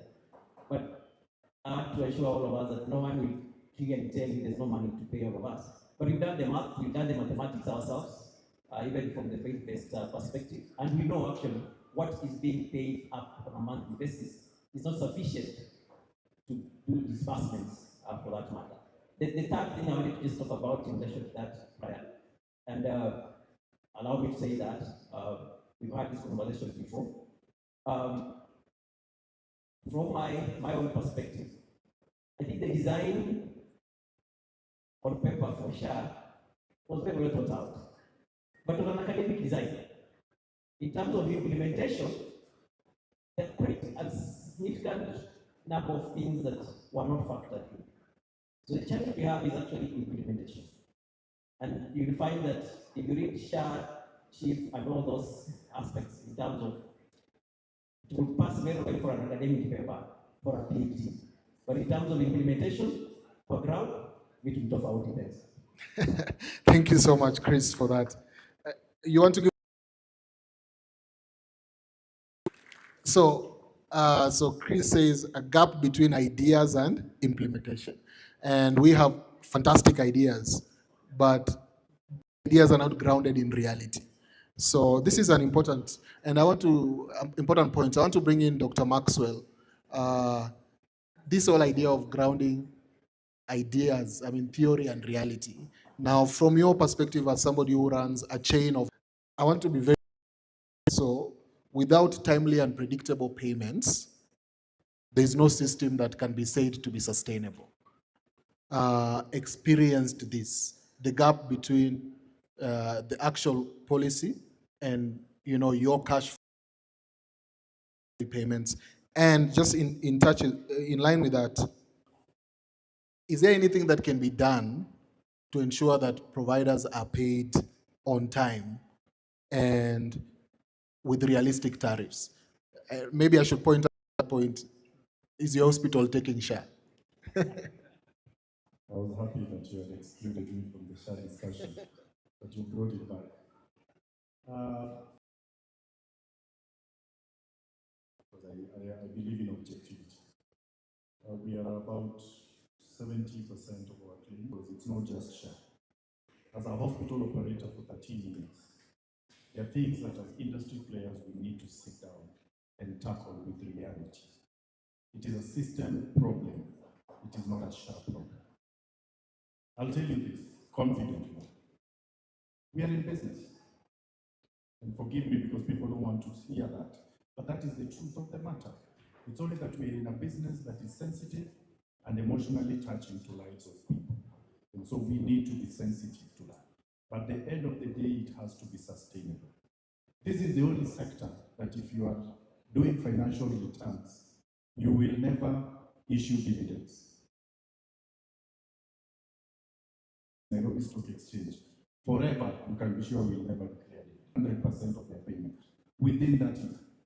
Because there's a mismatch between the insurance company that collects premiums, let's say if their year runs from January 1st to 31st December. On the 1st of the next year, your cover lapses. But the provider who has provided service, on the 1st of the next year, most of his claims have not been paid. And the insurer collects again. So we need to come back as industry players and lobby for policies that say premium and payments need to go hand in hand. So that by the last quarter of the financial year, we have done sign-offs, and I know this money is coming. Because you will find you have raised, and your books, as you do your books, and let's say you declare profits of, let's say, 100,000, but that profit will never be with you. It is on paper. And you keep accumulating and accumulating. So I have accumulated 20%. February, another 70%, 30%. And your receivables keep growing. So we are in an industry where we are always striving to survive. You understand? So we are just keeping the wheel rolling. And so for you, the irony is, me, I'm a person, they can say your institution is that person. So if I don't pay a supplier, they say, you have not paid me, as much so. They forget there's an individual and an institution. But the issue is a system issue. And this system issue covers the pharma industry, the medical equipment industry, the employees, even the government in terms of statutories. Until we fix this, the cash flow problem in healthcare will never. Understand healthcare financing and work around it. But before we sorry, you come from China, you pick, you sell, you go bring another, and life moves on. Healthcare is different. And so, as we discuss cash flow in healthcare, we have to be intentional about policies, specifically for healthcare. I tell people, if payment was being done within the cycle, cost of operations will go down and cost of healthcare will go down. Today I have to employ credit control team. I have to employ an insurance liaison person who ensures that I smile with the insurance every day so that we are together. You understand? And then I have to employ somebody who now drives that traffic. These are costs we can avoid. because these costs still go back to the cost of healthcare. So if we are serious about universal healthcare as a country, we need to look at what inputs drive the cost of can do away with. And these are very easy things to sort out. Somebody has collected premiums, they've done their actuarial collections. If they're genuine with each other, we need to close premium and payments per one-to-one. Thank you so much, Maxwell, and for bringing in that very interesting perspective. I think you basically have said the ball is in our court as well. And how do we fix the health sector? The solutions have to come from healthcare providers driving this change. So this is my final round of questions. And just before that, Geoffrey, I have an interesting question for Kenya Association of Private Hospitals. Just looking ahead, 2 to 3 years from now, what does a stable healthcare system look like for Kenya Association of Private Hospitals? What are some of the things you want to see in the next 2 to 3 years that define stability for this sector? Thank you, Chair. And, one of the greatest milestones, and I want to echo Dr. Maxwell. PPP is very important when it comes to healthcare. As private sectors, we are not alone. One thing we are seeing, especially in our ecosystem in healthcare, there's a lot of fragmentation. This kind of fragmentation is what now heavy burden. If we try to look at the healthcare iceberg model, what we are seeing in private sector is just a minute what can be seen on the physical. But beneath that mountain, there is a lot. And I am happy with the theme of today's event, the resilience bit. The private sector and also the public bit, we need to have, and these in maybe years to come, one single system that communicates across the board. Look at maybe we talked about the macro insurance or the micro insurance in the morning here. How many systems do we have? I think each of the insurers is bringing up their own system. That itself, as Max puts it, is an hidden cost. This cost must be provided and must be turned to. What happens, we end up having with a high cost of out-of-pocket payments. This itself now reduces that access to healthcare. Another key important aspect, especially in these provisions of healthcare, is the role the private sector is playing, especially on the accessibility.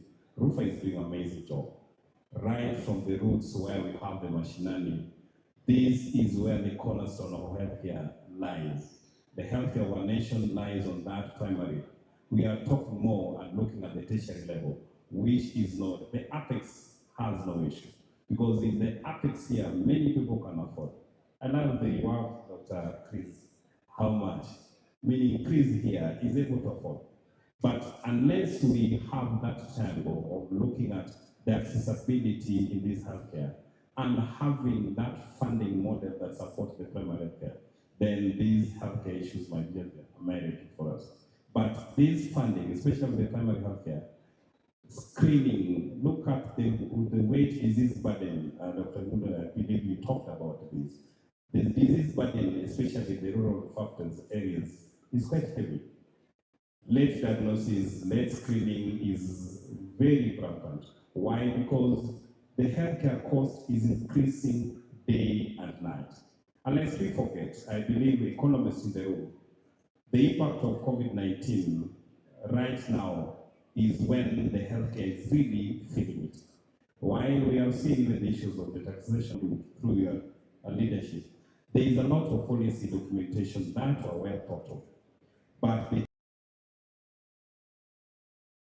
is becoming an issue that really need to have a national dialogue. Look, for example, NHS. NHS had around 27 acts.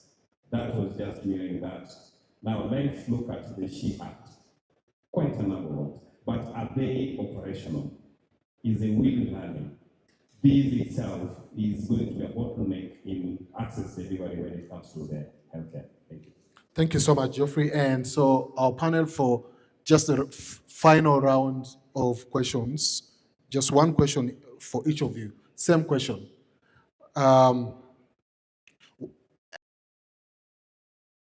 Or operational change that you would like to see implemented fastest to reform? Yeah, so I would pay the health providers. I mean, you would pay them on time? No, it's pay. NHIF legacy debts 33 billion we pay. 4 billion will not pay us everything. We thank them for budgeting, but pay. Then the current SHA debt, which has taken 1 year. It has taken SHA 1 year to incur a debt of 43 billion, and it took 6 years to incur 33 billion. Kama serikali haiwezi lipa 33 billion, which incurred in 6 billion. What makes you think they will pay the 43 billion SHA debt that they're incurring now? So next year it will be 86. Then the year after that, then they'll liquidate the authority. I mean, let's get serious. You know, we need to start speaking the truth. So the one thing that we need to implement is speaking the truth. If you owe me 10 shillings, do not reject my claim because I didn't sign. Do not stop admitting more hospitals to giving care.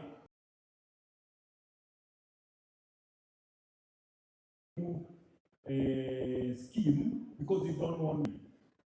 When we went during we predicted this in Act. We told them this cannot work. What did they tell us? I say, SHIF was supposed to be contributory 2.5% of revenues. Already that is unfair because we already give government 30%. So you cannot come, as the president always says the rich will be. So the extra 2.75% is inequity. Okay, you can cap it at 5,000. They refused, they went ahead and sneaked in the 2.7 political land. The second thing is that you promised and will be given 75 billion shillings. How much they did give last year? Insurance fund will have so much money that it will cover for their lives. It's a high time we started telling each other the truth. We stopped these, we have 30 million people registered, 30 public funding, but it gives a perception that health is running. So the one change. You have summed that up very well. Maxwell, you actually, what can we do to change and make healthcare sustainable? As long as we don't talk finances, we are lying to ourselves. As a hospital operator, I come from a point where I could use 300,000 as a capital to start. Today, that is the license of one regulator. Unify regulation, unify one license, make it an obligation. And that regulation needs to hold it work, and if you're going, and that regulation needs to hold it work, and if you're going to be honest about universal healthcare, to bring healthcare costs down. I keep telling people, let's discuss. So we need to move, and that one bill that we would ask. And my request is this: RUPHA, CAF, KMA, KCCB, we need to come together. As long as we pull in different directions, that is where we go wrong. So we have the same pain points, we have the same problems. So we have the same pain points, we have the same problems. We need to start understanding that our problems are one. Doctors, if the hospitals are not paying, understanding that our problems are one. Doctors, if the hospitals are not paying, for the longest time hospital operators were blamed for payment of doctors. I will tell you the money operators were blamed for payment of doctors. I will tell you the money flows in trickles to the ground. No hospital operator would not want to pay the doctors because your key business is healthcare. So you can't run a healthcare facility without medical.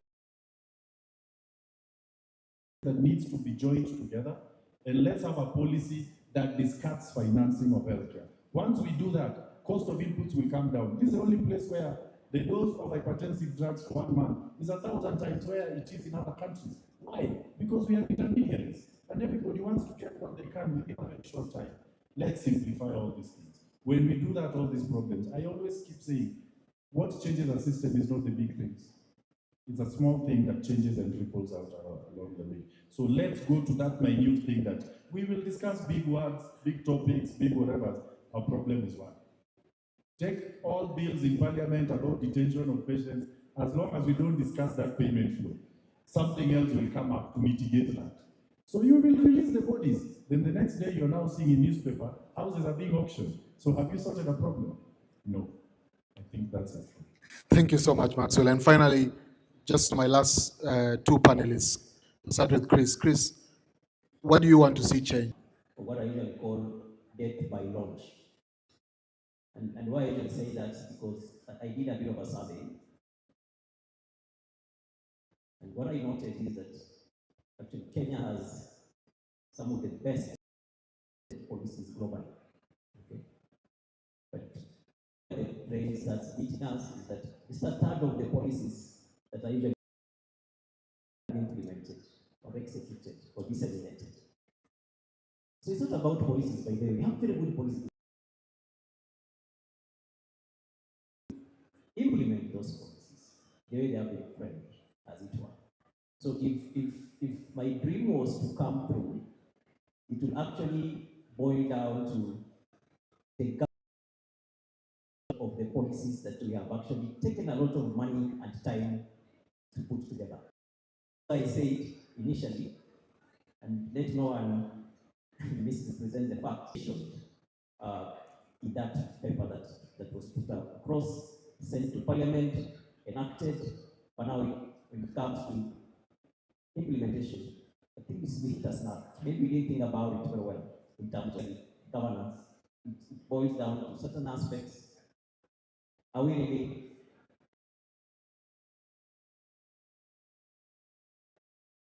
whom are we accountable to as providers, as the country? Do we have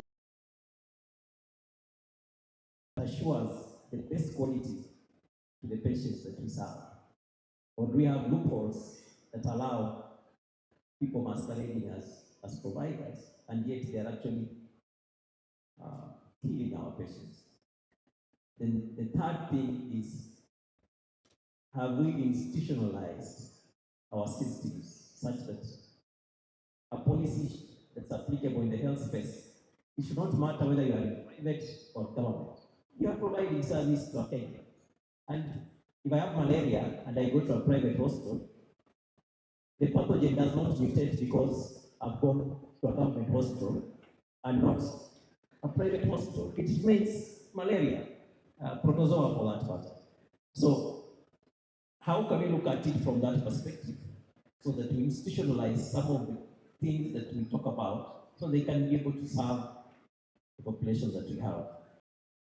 Thing, basically in relation to that is what Maxwell has said, and Maxwell, thanks for sharing us.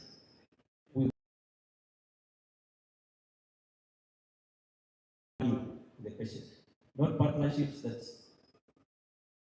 in the health sector, most of the times I see a lot of fragmentation. How do we speak as one voice so that when we are going to meet the CS for help, actually we are meeting the CS of help as one voice.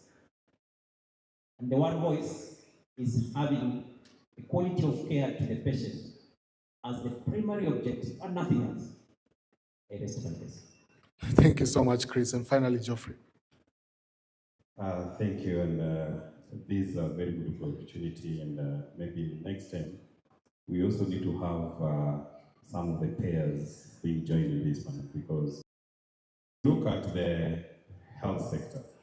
I tend to look at health sector, finally, looking at the population in Kenya. Kenya population, I think, is very young within. And just to mention, as Maxwell puts it,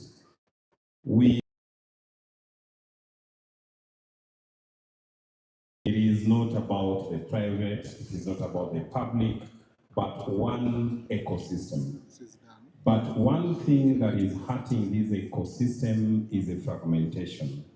And that fragmentation will keep on increasing and increasing that cost of care, especially to the common mwananchi that really need a lot of safeguarding. The policy implementation is also another key area that we really need to focus on. A proper policy implementation, execution with proper people with no hidden agenda in terms of the policy framework. Good policy framework, look at even the the PSN networks. That was a very good strategy. But what happened? What happened that this thing never took off? That referral system should have factored in what we are witnessing today. But we must give credit to the government, especially in terms of mechanism in ensuring that this thing is working. Good things like evacuation that now they're putting the CC fund that was supposed to be in place. What we just want to see is that proper implementation with the proper guidelines, and these must be anchored in quality. One thing we should know that when healthcare becomes quite expensive, many people will want to look at the affordability, where you're trying to reduce the cost in every sector. You can't reduce the cost in healthcare. There's nowhere Dr. Gigondo will go in and decide, now that because we are going to be paid only one, I leave this. We talk of medical ethics. We abide by that hypothetical. So it's a very sensitive, and this calls for continuous discussion that needs to continue until we get it right. But Kenya is at a good state of healthcare delivery to this nation. So I want to thank my panelists. Thank you, Dr. Kigondu. And I think if we may sum it up from this panel, from Kigondu's side is speak the truth. But what we hear you saying is put the money where the service is. And you mentioned very clearly, fund the primary healthcare fund. It's a brilliant idea. We need to fund it. The Emergency Chronic and Critical Illness Fund needs to be funded. Brilliant idea. And we need to get Parliament and the executive to put the money into the health system so that we can fund it properly. And from Maxwell, it's very nice getting your perspectives, and I'm sure our audience has really appreciated this. But the key point that you're driving through is we need to reduce regulation. We need to simplify regulation around healthcare, the number of licenses, the number of hurdles that hospitals have to go in through every year. If you're paying your radiation license, your laboratory license, your pharmacy and poisons board licenses, your single business permits, all this contribute to the healthcare ecosystem. And you made a very good point that we need to unify this and simplify them. And Chris, thank you for your insights about the gap between theory and implementation. And we have a very important gap between, that is brought about by poor governance, essentially. And you brought in very key insights there. My audience, the members have always wanted to ask, are faith-based hospitals doing better than privately owned hospitals? And one of the things that we've learned from you this morning is that we are all part of this journey, and we need to come together and work together. And thank you so much, Geoffrey, for your insights about the things that we have left behind, the referral systems, the primary care networks, those things that will make a big difference in healthcare. And I think one of the challenges that has been put to us, and all the provider associations are represented here, Christian Hospital Association of Kenya, Kenya Association of Private Hospitals, Kenya Healthcare Federation, Kenya Medical Association, RUPHA is also here. I think the challenge for us as hospital associations is to break the fragmentation in the sector and come together as hospital associations and push for these policy changes. And we really want to appreciate you as the RUPHA fraternity, all of you, for showing up today in this show of unity. Please give a round of applause to our panel. Thank you. So invite our MC for the morning, Vice Chairman.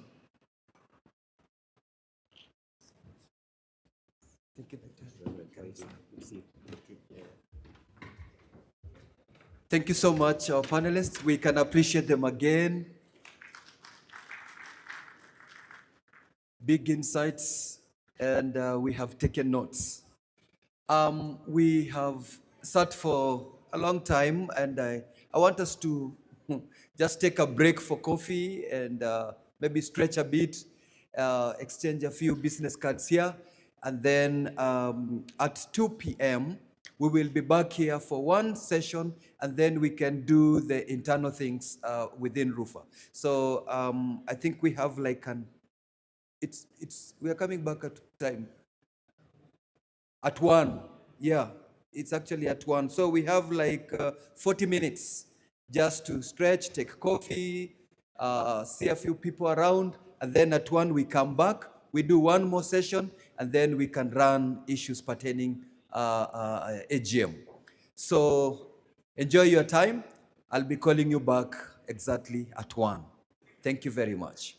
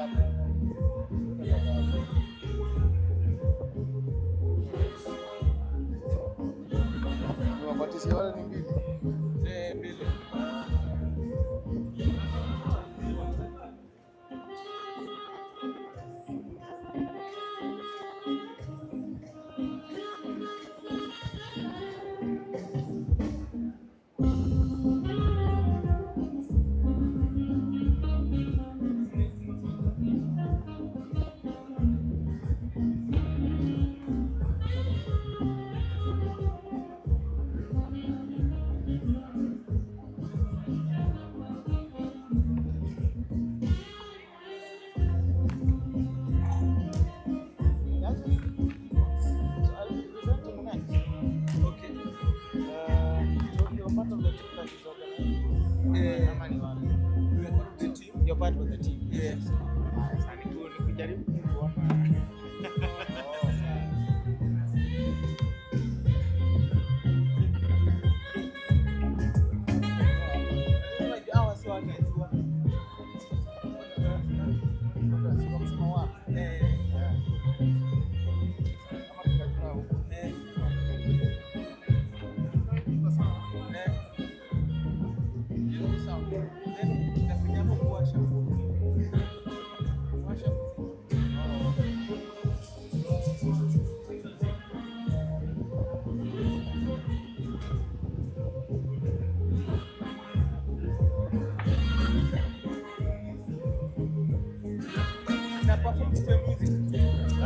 Hello.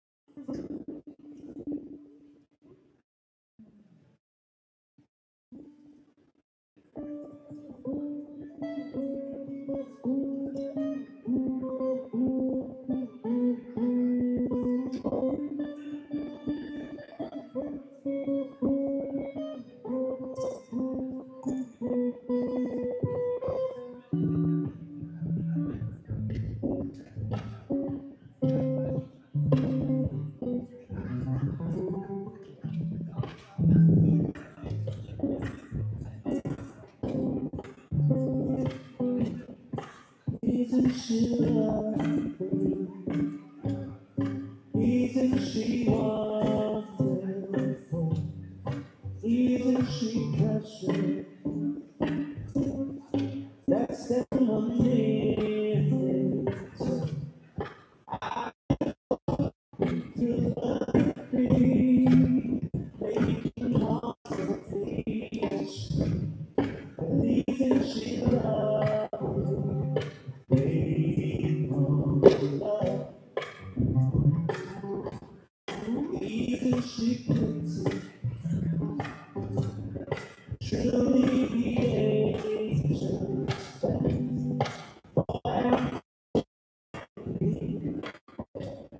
we have been had. I can't believe what our son through a tasting life so very lovely.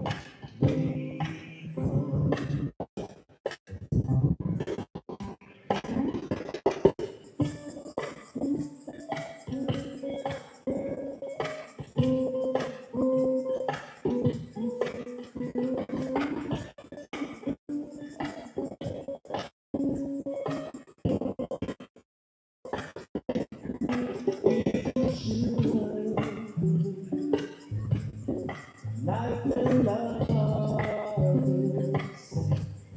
life creation, the making of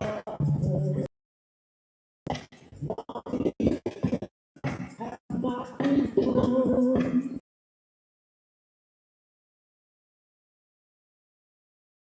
Very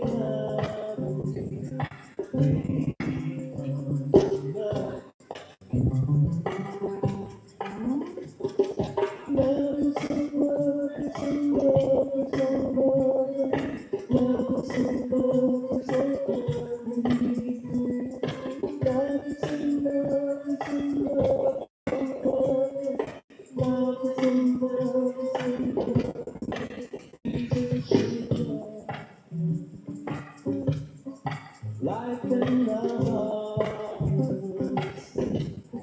Life is ocean, the meaning of laundry it could have not been done without you can see for one so very lovely, grateful love.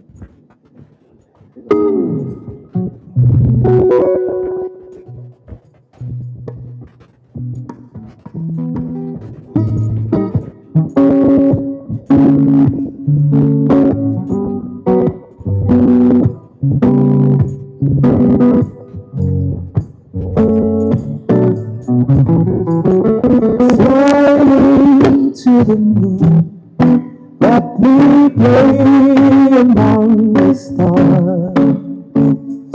Let me see what spring is like on Jupiter and Mars.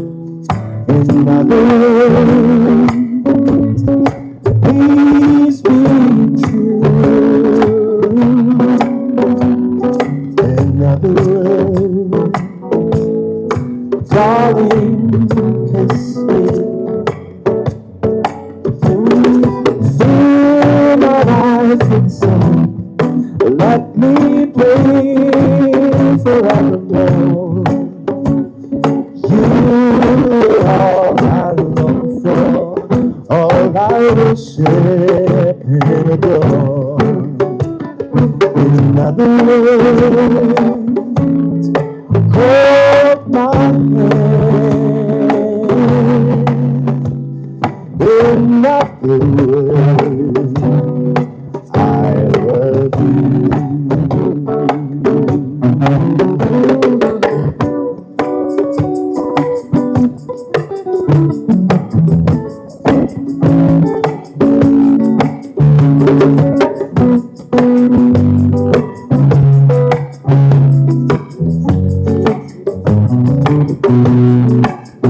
Fill my life with songs that need praise forevermore.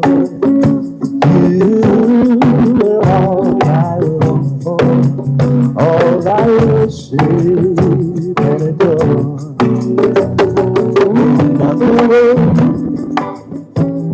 please be true. In other words, I love you.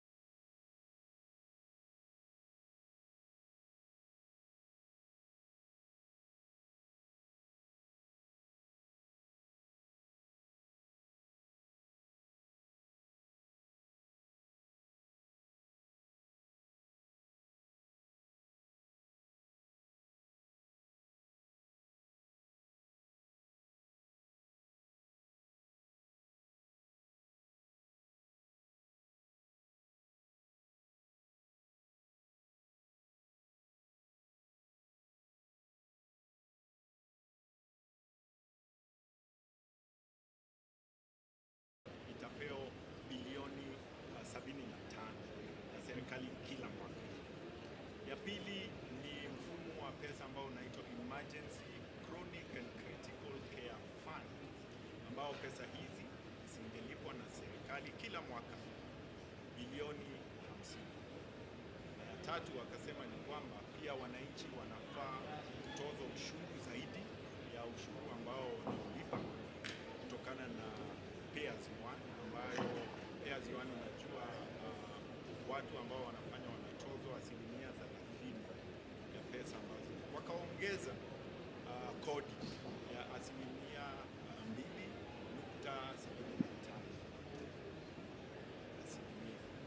Sasa pesa hizi zote ambazo zinaenda kwa fund ya tatu ambayo inaitwa Social Health Insurance Fund, na hiyo ndio pesa ambazo inafaa kutumiwa kulipa level za 4, 5, 6 hospitali. Tumeona ya kwamba kumekuwa na matatizo ambayo tumeyapata katika huduma za afya. Unaweza kumbuka Bwana Lishenga hapa na RUPHA pia watu wake wakati fulani waache kuona SHA. Kwa nini? Ni kwa sababu kwa miaka miwili tangu SHA ianzishwe, SHA haikuwa inalipa vile inafaa kulipa madeni yake. SHA katika mwaka mmoja imekuwa na deni ya bilioni 43. NHIF ambayo SHA walisema hii NHIF si nzuri, tutoe tukaingiza SHA, ilikuwa na deni kwa miaka 6 ya bilioni 33. Sasa sisi kama wahudumu wa afya tunajiuliza, kama SHA inaweza kupata deni ya 43 kwa mwaka mmoja, sasa kwa miaka miwili, miaka mitatu, deni itakuwaje? Na kama SHA ambayo ilipochukua zile zinaitwa assets za NHIF, pia SHA inafaa kuwa inalipa madeni ambayo iliwachiwa na NHIF, na hayo madeni ndio yanafaa kulipwa kwanza kabla hawajaanza kulipa madeni ambayo hao wenyewe wapata. So tumeona ya kwamba SHA imekuwa na shida ya kulipa madeni ambazo SHA yenyewe ni deni zao na madeni ya kitambo ya NHIF. Nimewaambia ni ya pili ni kwamba tunaona katika kujaribu kukwepa kulipa haya madeni, SHA inaanza mchezo wa tabu na inaanza na vitu kama kukataa kulipa madeni, wakisema ya kwamba ile signature ambayo uliweka katika document ambayo unafaa kulipwa haiko. Rejected claims na wanafanya kazi na wizara ingine ambayo inaitwa Digital Health Authority. Ni kama wanaambiana leo pesa haitoshi, ile tutafanya wewe fanya ile rejection. Na unajua pesa zako katika SHA zikiingizwa katika rejected claims huwezi zipata. Umefanya kazi, SHA imepata pesa, lakini wamekuweka katika rejected claims. Na mnaweza kama wanahabari, tafadhali uende katika hospitali kadhaa ukaangalia, kila hospitali iko na zile claims rejected. Na ukiangalia kwa nini wamekataa kulipa, watasema haukuweka picha ya mtoto ambaye alizaliwa, tunaona ya kwamba sahihi ya daktari na sahihi ya hospitali ni kwamba si ati kazi haijafanywa. Kazi inafanywa, inatoa claim, hiyo ni shida. Kwa hivyo wale ambao wanapeana hizi huduma za afya wanaona ni kwamba SHA inajaribu kukataa na inatumia mbinu zote ambazo kukataa kulipa. Ya pili, wanatuma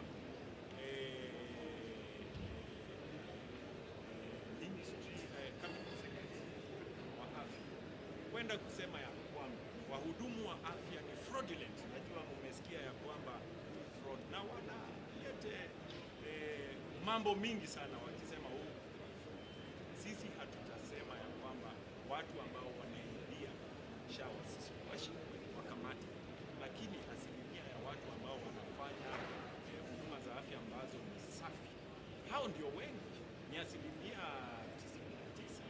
99. Ukiangalia hata ukiangalia zile claim ambazo wamesema ni za kuibiwa ni kidogo sana. Wako na deni ya bilioni 4.44, lakini wanasema tumeshika watu ambao wameiba, lakini hao wenyewe hawajalipa deni zao katika ile contract ambao wahudumu wa afya wametia sahihi. SHA inasema ukipeana huduma leo unafaa kulipwa miezi 3 ikiisha. Miezi 3 ikiisha, tunafaa kupeleka SHA katika kotini kusema hao wameruka, tutatumia hiyo jina, lakini tutasema wamekataa kuhitimisha vile ilivyoandikwa katika contract. Na tumeona ya kwanza ni katika Wizara ya Afya pekee ambao wale wahudumu wa afya hawalipi baada ya kufanya kazi.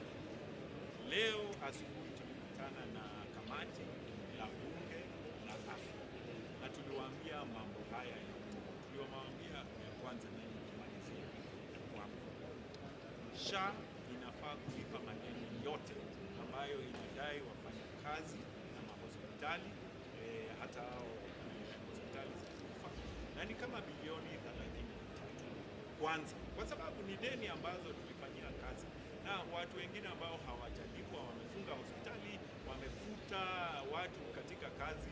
Huwezi kosa kulipa watu na unafikiria utapeana huduma ya afya ya urahisi. La pili, SHA inafaa kulipa madeni yake ambayo saa hii ambayo na hiyo ni bilioni 40 na inaendelea kuongezeka.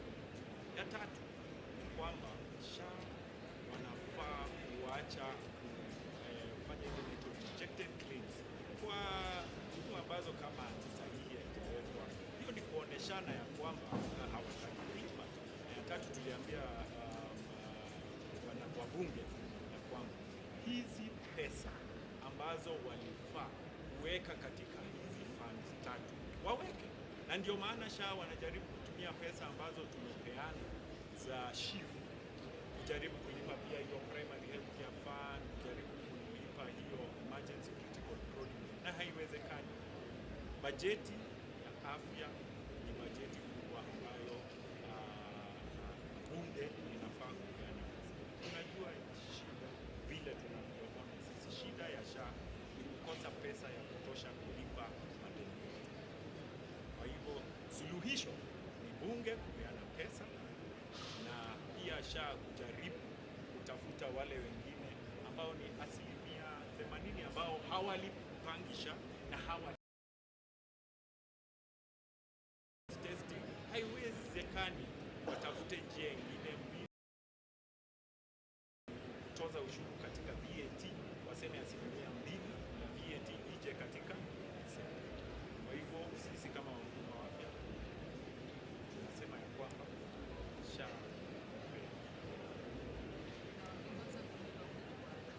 sasa hatua zinachukuliwa.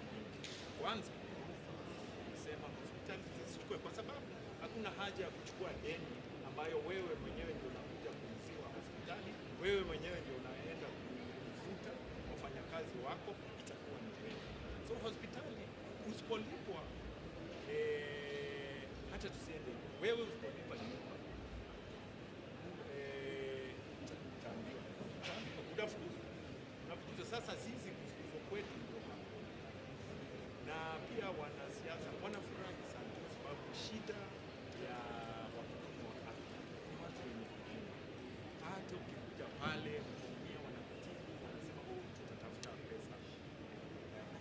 Inakuwa ni shida. Unakuta wamepitisha bili katika parliament, nasema huwezi weka mwito ambayo unajaribu kutibu mtu kwa bahati mbaya akafa, hawezi lipa, wewe unaambiwa wewe mwachie, lakini pesa zako kazi. Sasa unaona ile shida ambayo watu wanayo. Sasa kuna mambo mengi na unatuona sisi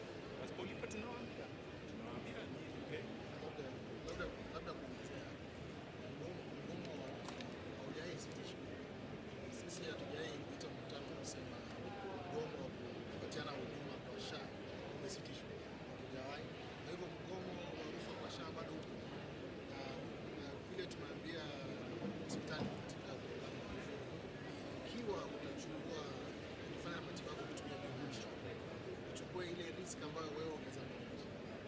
Kwa hivyo huo mgomo bado iko tu mpaka wakati ule mabadiliko yatafanya yale ambayo na nikimaliza, shida ile kubwa ambayo tuko na wanasiasa na hili ni nasema ya kwamba mwaka ujao tutaingia katika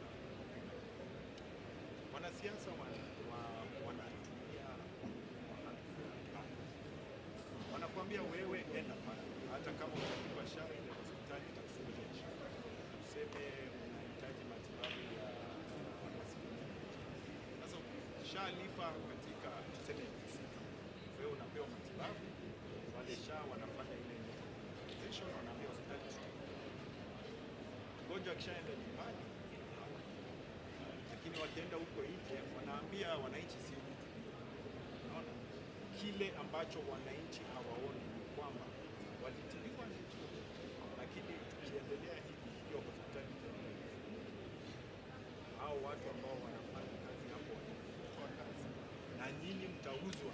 Ile watu ukiwa na deni wanaita wale wanaitwa mchoni, na unaona, lakini kwa sababu huo unachukua muda, kwa hivyo kile mahospitali ambayo yanafanya kusema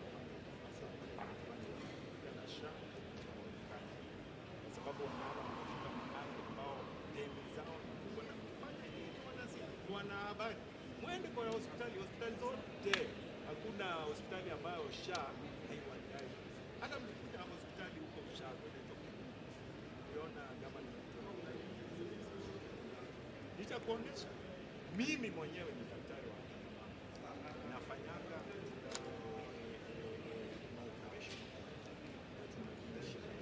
lakini ikienda kule wanasema hukuweka picha ya mtoto, kwa hivyo si ati mtoto hakuzaliwa mama, lakini SHA wanasema ati sio, ni udai. Kwa hivyo tunawaambia ya kwamba wache waende watafute pesa kule huko, walipe watu na waache kukataa.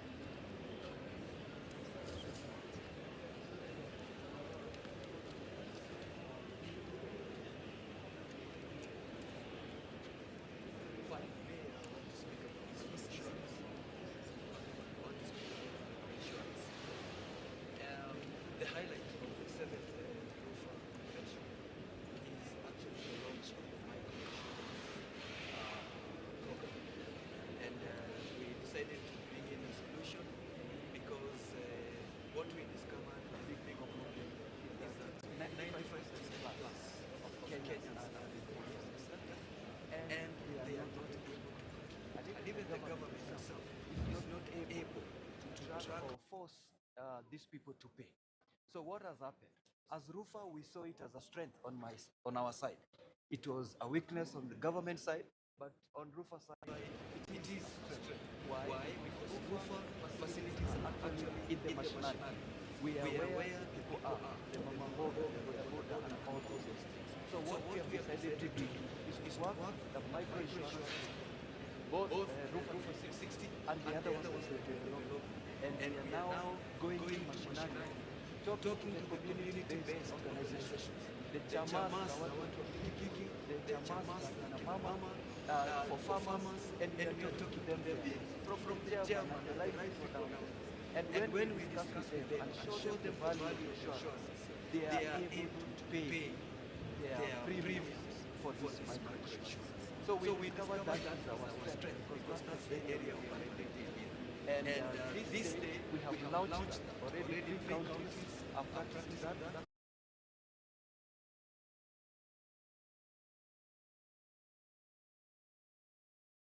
And cost.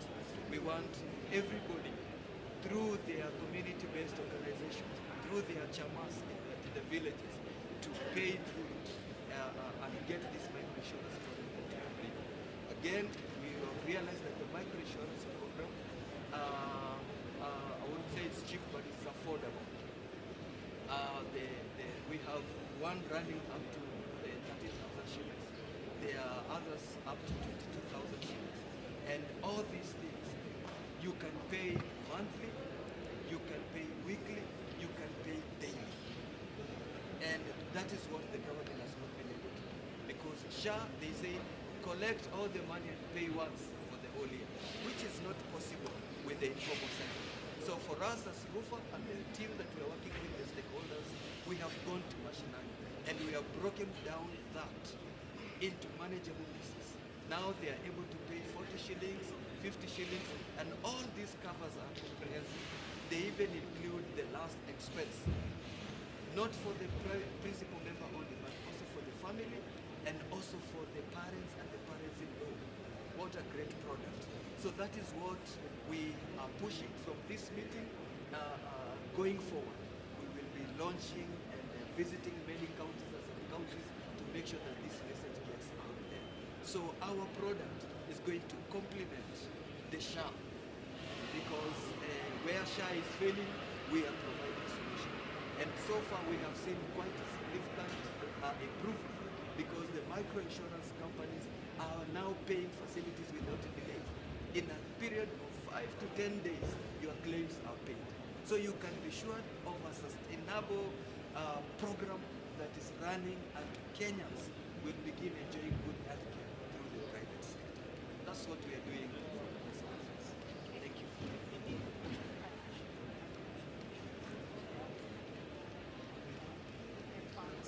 Okay.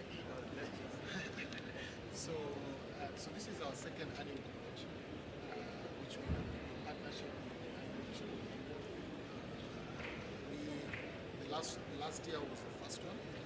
This year was one bigger. We had over 100 companies represented, about 40 companies from Kenya, 60 companies from India, but we also have some companies from Sri Lanka, Bangladesh, basically Asia.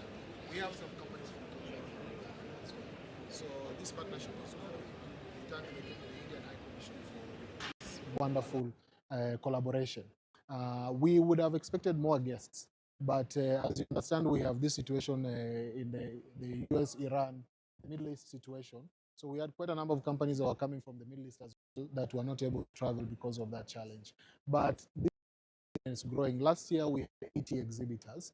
This year we've reached 100. We expected to have gone to up to 150 if it had not for this situation in the Middle East. But the Kenya and India have a very strong healthcare collaboration. We know that a lot of Kenyan patients still travel to India for healthcare, and a lot of Indian companies sell products in Kenya. So what we are doing is making that relationship more strong. We are connecting Indian manufacturers with Kenyan distributors. And very soon we hope the reverse will happen. Also, Kenyan manufacturers will get a chance to sell their products and commodities in India. Yeah. Thank you. All right. Your name and title. My name is Reverend Joseph Kariuki. I'm the Vice Chairman. Thank you so much. Is it one? One. We're supposed to call back people. Music, cheza music. Yeah.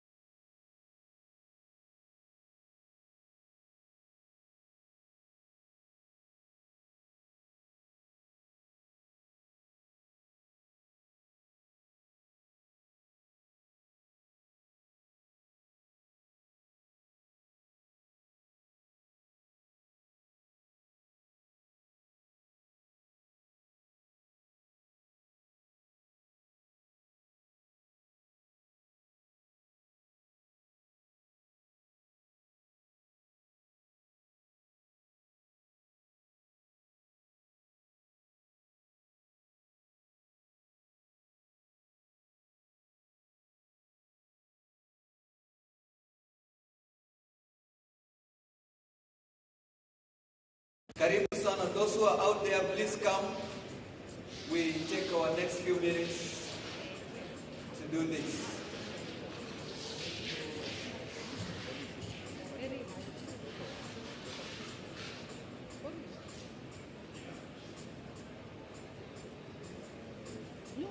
Thank you. Thank you for heeding the call.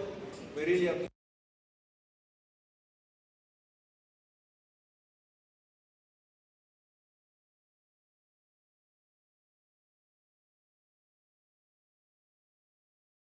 all the way from Nakuru County. I've now noticed 2 counties around. Yes, it's still Nakuru County. Yeah, okay. Nakuru is vast. Let me see those who are coming in. Thank you. Come in and take your seats. I want to bring in the next panel so that we cover this. Those on the coffee table, please kindly break that assembly and join us.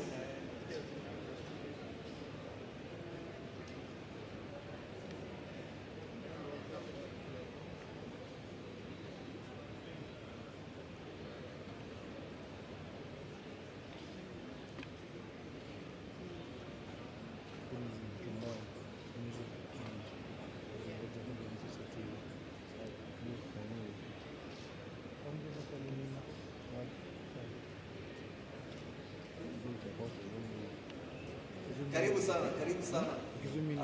Let's have our seats. Let's have our seats.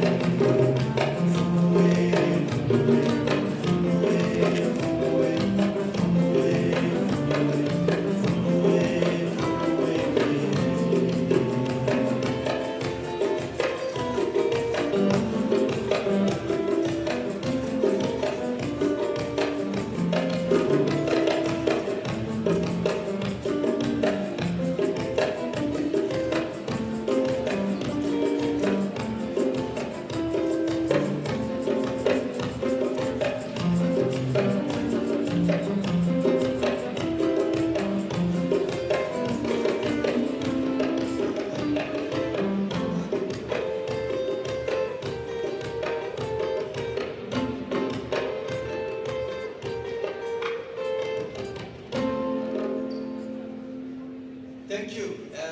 We still make that call. If you're out there, please come, and we request that you come up a mbele kidogo.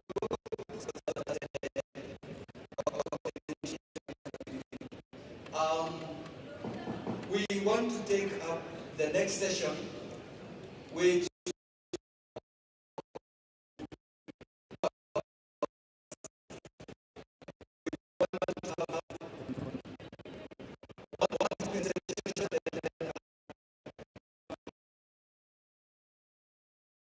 and the answer is simple.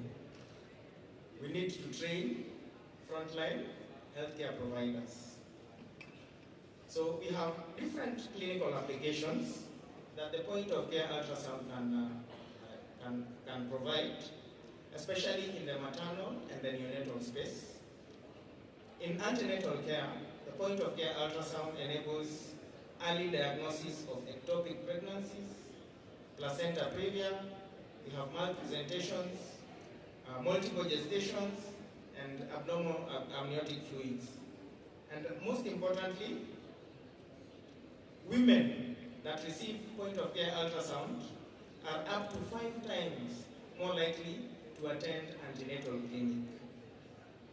This is not just a device for diagnosis. It is a device that helps in engagement and the retention of our patients.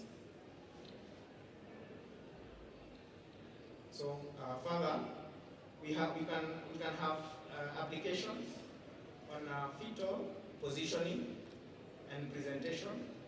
It also helps in guiding delivery decisions and reducing complications. So in newborn care, we see that lung ultrasounds can be done using the point-of-care ultrasound, and we can be able to diagnose respiratory distress syndrome very fast and early, as well as conditions such as transient tachypnea of the newborn. We can also assess the cardiac activities in our neonates, therefore having early diagnosis of congenital heart diseases. We can also do screening, cranial ultrasound screenings for patients who are premature, that is in the neonatal age. So the result on this is that we have early diagnosis for our neonates, and this helps us have targeted neonatal management. So how then are we able to scale it and use frontline healthcare workers, midwives, general practitioners, and other professionals who do not have the comprehensive training on ultrasound and imaging? So that's the key question. Can frontline healthcare providers safely do these ultrasound scans? And the answer is yes. Through short competency-based trainings, hands-on practice, and remote mentorships, the providers can quickly become competent and effective. The devices have also, most of the devices have also been AI enabled, especially in the primary healthcare settings, where real-time image guidance for the healthcare providers is provided. We have automated measurements, decision support for abnormal findings, and standardized image acquisitions. And there is impact, especially in the low resource settings and the rural areas. There is reduced dependency on highly specialized experts. It supports the midwives and the frontline healthcare providers and improves the accuracy in diagnosis and consistency. So when deploying the point-of-care ultrasounds, there is an end goal that we want. We want to have safe decentralization of imaging, not uncontrolled use. And how do we get to this? So we have standardizations where we have defined scope of practice and protocol-driven scanning. We also have ongoing supervision and mentorship for the frontline healthcare workers and image review systems.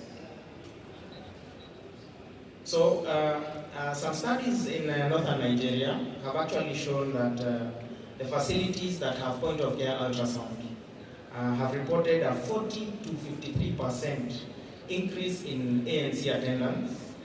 And coming closer home, in Tanzania, we saw an increase from 27% of ANC attendance to 60%. In Uganda, we had a 480% increase in attendance rates for ANC in the facilities that used POCUS. And in Ghana, there is a study that was done that showed they moved from 37.6% of skilled deliveries in Ghana to a whopping 62.5%. So you can see the need for point-of-care ultrasounds in our facilities cannot be overemphasized. It also reduces referral delays and creates more efficient pathways. So apart from that, you can see we have a very happy doctor with the numbers. So it also improves on revenue and facility growth with increased patient visits. We have additional diagnostic services and improved patient retention.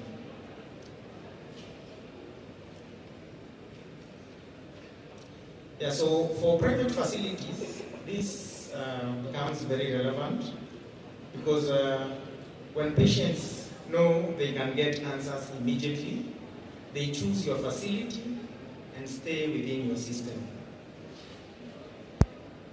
So remember, the point-of-care ultrasound does not come to replace radiology, but instead, the point-of-care ultrasound is a first-line tool that allows for detailed and advanced imaging to be taken to the radiologists and sonographers.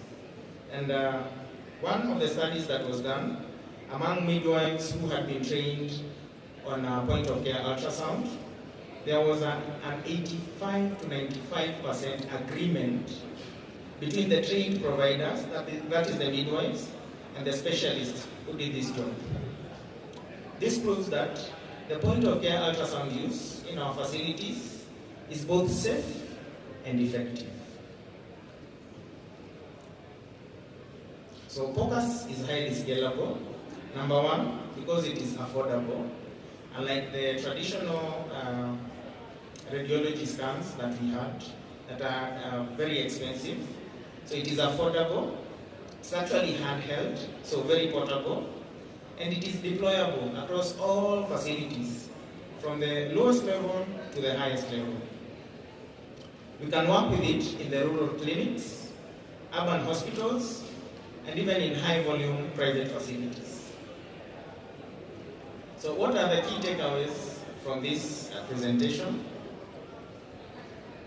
In summary, point-of-care ultrasound improves outcomes, enhances efficiency, drives patient growth, and is a scalable solution. This is not just a device, it is a system transformational tool.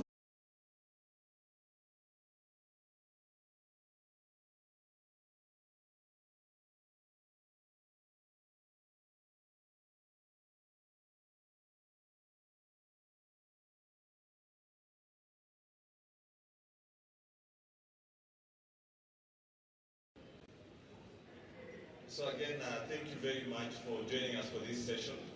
Those who want to join us again and who came in when the session had started, we are doing point-of-care training, point-of-care sensitization, and it's an interesting bit of healthcare continuum. But again, I just want to allow my team of panelists to introduce themselves. Just one quick introduction. I know your names were mentioned, but I think from my far right, Dr. Maxwell, you've got your mic. You can introduce yourself. Good afternoon, everyone. My name is Dr. Maxwell. I'm the founder Managing Director for RFH Healthcare. For those who don't know RFH, we're a group of healthcare facilities. We run 11 facilities across Machakos, Nairobi, and Kiambu County. We also run one of the biggest cancer centers in the country, and thank you very much for that. There are now 11. You've really grown over time. Since 2019? 2013. 2013. Fantastic. We began Magofi. That's a mark. Next. Thank you very much. My name is Kireke Omanwa. I'm a consultant obstetrician. I'm a fertility specialist, so wale ambao wana shida ya watoto tutawasaidia. I also wear another hat, and that hat is the president of the Kenyan Obstetrical Event, and I'm happy to be here. Usually we say the president with a small p, because there's a president with a. It's always a pleasure having you discussing matters of obstetric gynecology with reference to focus. Good afternoon, everyone. My name is Dr. Grace Kanye. I'm a practicing obstetrician and gynecologist. For this panel, in the Ministry of Health, Division of Reproductive, Maternal, Newborn, Child, and Adolescent Health. I'm very keen on policies, implementation, policy revisions, program designs, program implementations, monitoring and evaluation. And it will be interesting to the panel to note that I was actually part of the team that developed the OPOCAS National Training Package. Excellent, excellent. So we have got the government with us here. Again, asante sana for being with us and your insights, because we are getting that POCAS has got different feelers in the market, and your insights will be very key. The next online, Esther, please introduce yourself.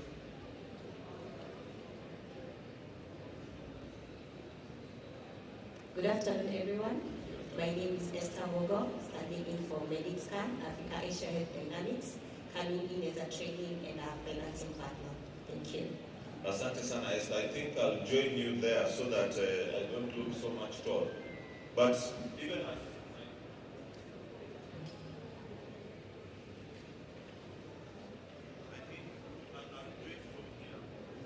I'll start from here.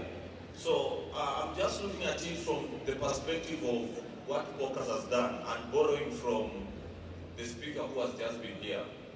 Dr. Kireki, we are looking at the clinical impact from diagnosis, maternal, and all the way. What have you experienced or seen that POCAS is doing in the market in terms of just transforming practice healthcare? Because the is there as a device, but what exactly is it doing? Thank you. Thank you so much. All POCAS, obstetric POCAS, because when you talk about POCAS in general, it can be POCAS in other areas as well. Yesterday I had a major ward round in KNH where I had pregnancy.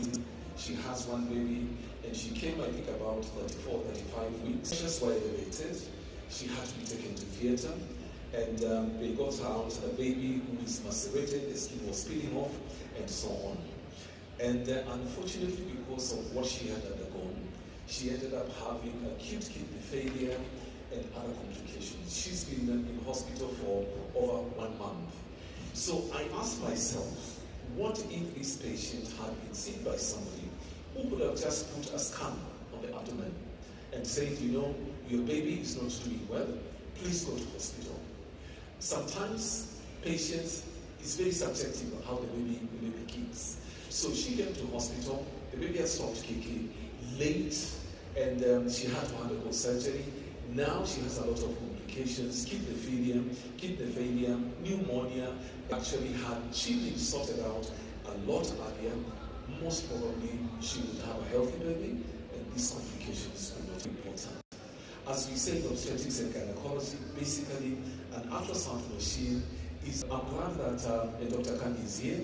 We are part of the team that came important that all cadres, practically every person who has contact with an expectant woman should have an idea about what POCAS is. It's very easy to do. Put your instrument there, and you can see that whether there is a heartbeat or there is no heartbeat. is the baby lying well or not lying well? And then, it helps actually in enhancing the quality of healthcare that we give these patients. So I think it is important.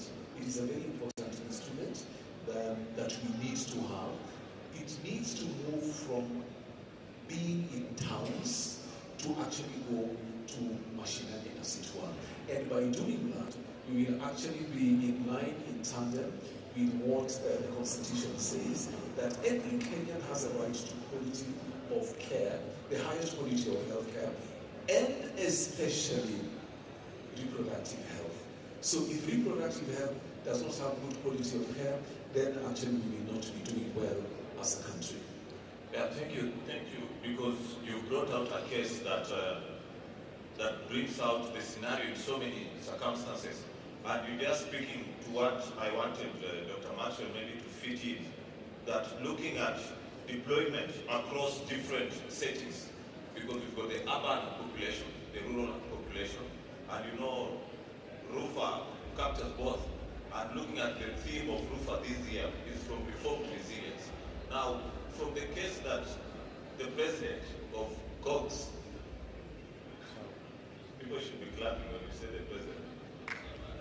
From the case that you've given, particularly looking at then how can we make sure we deploy it across different settings?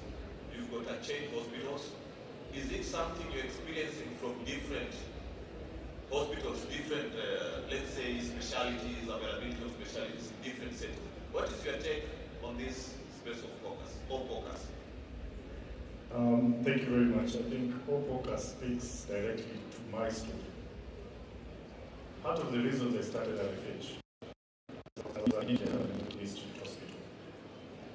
And a mother would be booked for an ultrasound 6 weeks down the line. Because there was one radiologist reporting x-rays and doing ultrasounds. If you go to Kiambu, I don't know whether it's the case, we had multiple imaging centers across the hospital. So I went to Ruai to set up, because I needed to. I believe in giving solutions to problems. And when we set up, I remember in Ruai, the nearest facility was Kangundo or Mama Lucy. There was no x-ray, there was no ultrasound. I think the first things we invested in was a portable ultrasound. So I have a portable ultrasound taken on a loan, but I have no one to do the scans.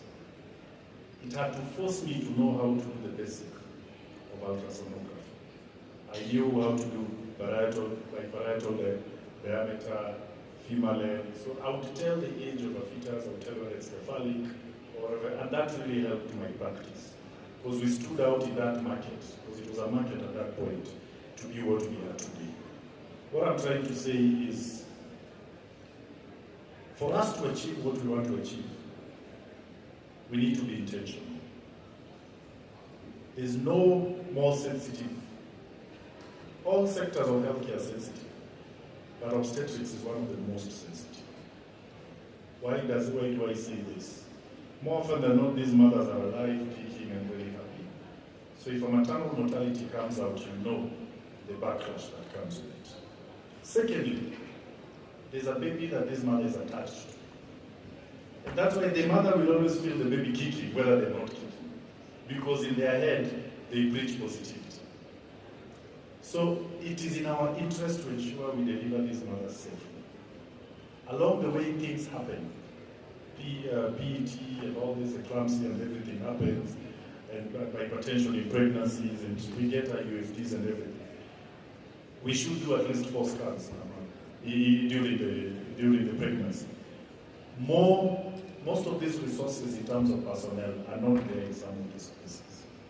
If we can democratize this skill, we are really helping the population.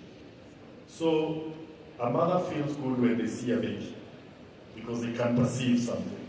But more than anything else, it gives them confidence that this baby is kicking.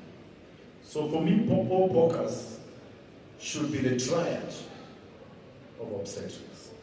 And so how can we train every single healthcare worker to be able to do a bedside overview at a high level, to give it an okay, or better safe than sorry. If there's anything you question, then escalate it and refer to the right person. So it is something that should be embraced. It is something that we should adopt. As a ministry, it is something that should be integrated in the patient care journey. People love shiny things and big things. But if you're an hospital operator today, my advice to you is start thinking differently. The world is going towards remote care. Patients want to get convenience.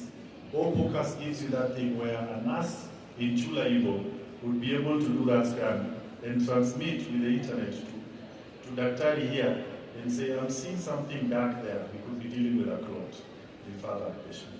So more than just pleasing the mothers, it is improving outcome, it is helping us against medical legal risk, it is also improving patient care, but also just making the patient care journey a very interesting and beautiful journey. So to the healthcare operators, this is something we should adopt. We have taken our nurses for training. We were part of the people who really adopted this thing very early. Initially, some people thought, is this thing going to eat into our cake? And is it going to make us jobless? All those fears will be there. But I think it actually even makes your job better. Because people are able to raise some of these things we miss and escalate them to the necessary sessions. No, you've executed that very well, and your parting shot on that is that people believe that it will eat into but it will take job people who don't know how to use AI. And that is something that people need to appreciate. Because if you put it that it's the tragedy of reproductive health, so to speak, then it brings us to the ministry level. And we're asking ourselves, do we have policies in place? What do we have in place to guide our practice? Because again, as Dr. Maxwell brought it out, the issue of medical legal, data protection and all that, do we have policies in place? Because I know the audience are interested to know, okay, fine, if we proceed with this, what protects us? Maybe from the ministry perspective, you can share what's happening there. All right. Thank you for that question, and again to my fellow panelists for actually anchoring the role of all focus, especially when it comes to improvement of maternal and newborn outcomes. Now, before I answer your question, I'll start by painting a very clear picture, and it's the picture of majority of the pregnant women in this country. Granted, from the World Health Organization, we do know the advice is that every pregnant mother should have at least one obstetric ultrasound done between weeks 18 and 24.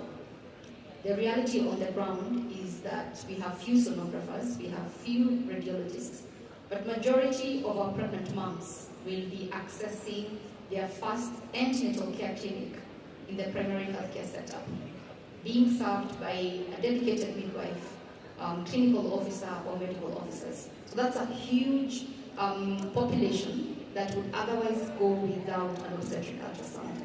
And indeed, we have had patients who arrive in obstetric units without ever having done any obstetric ultrasound.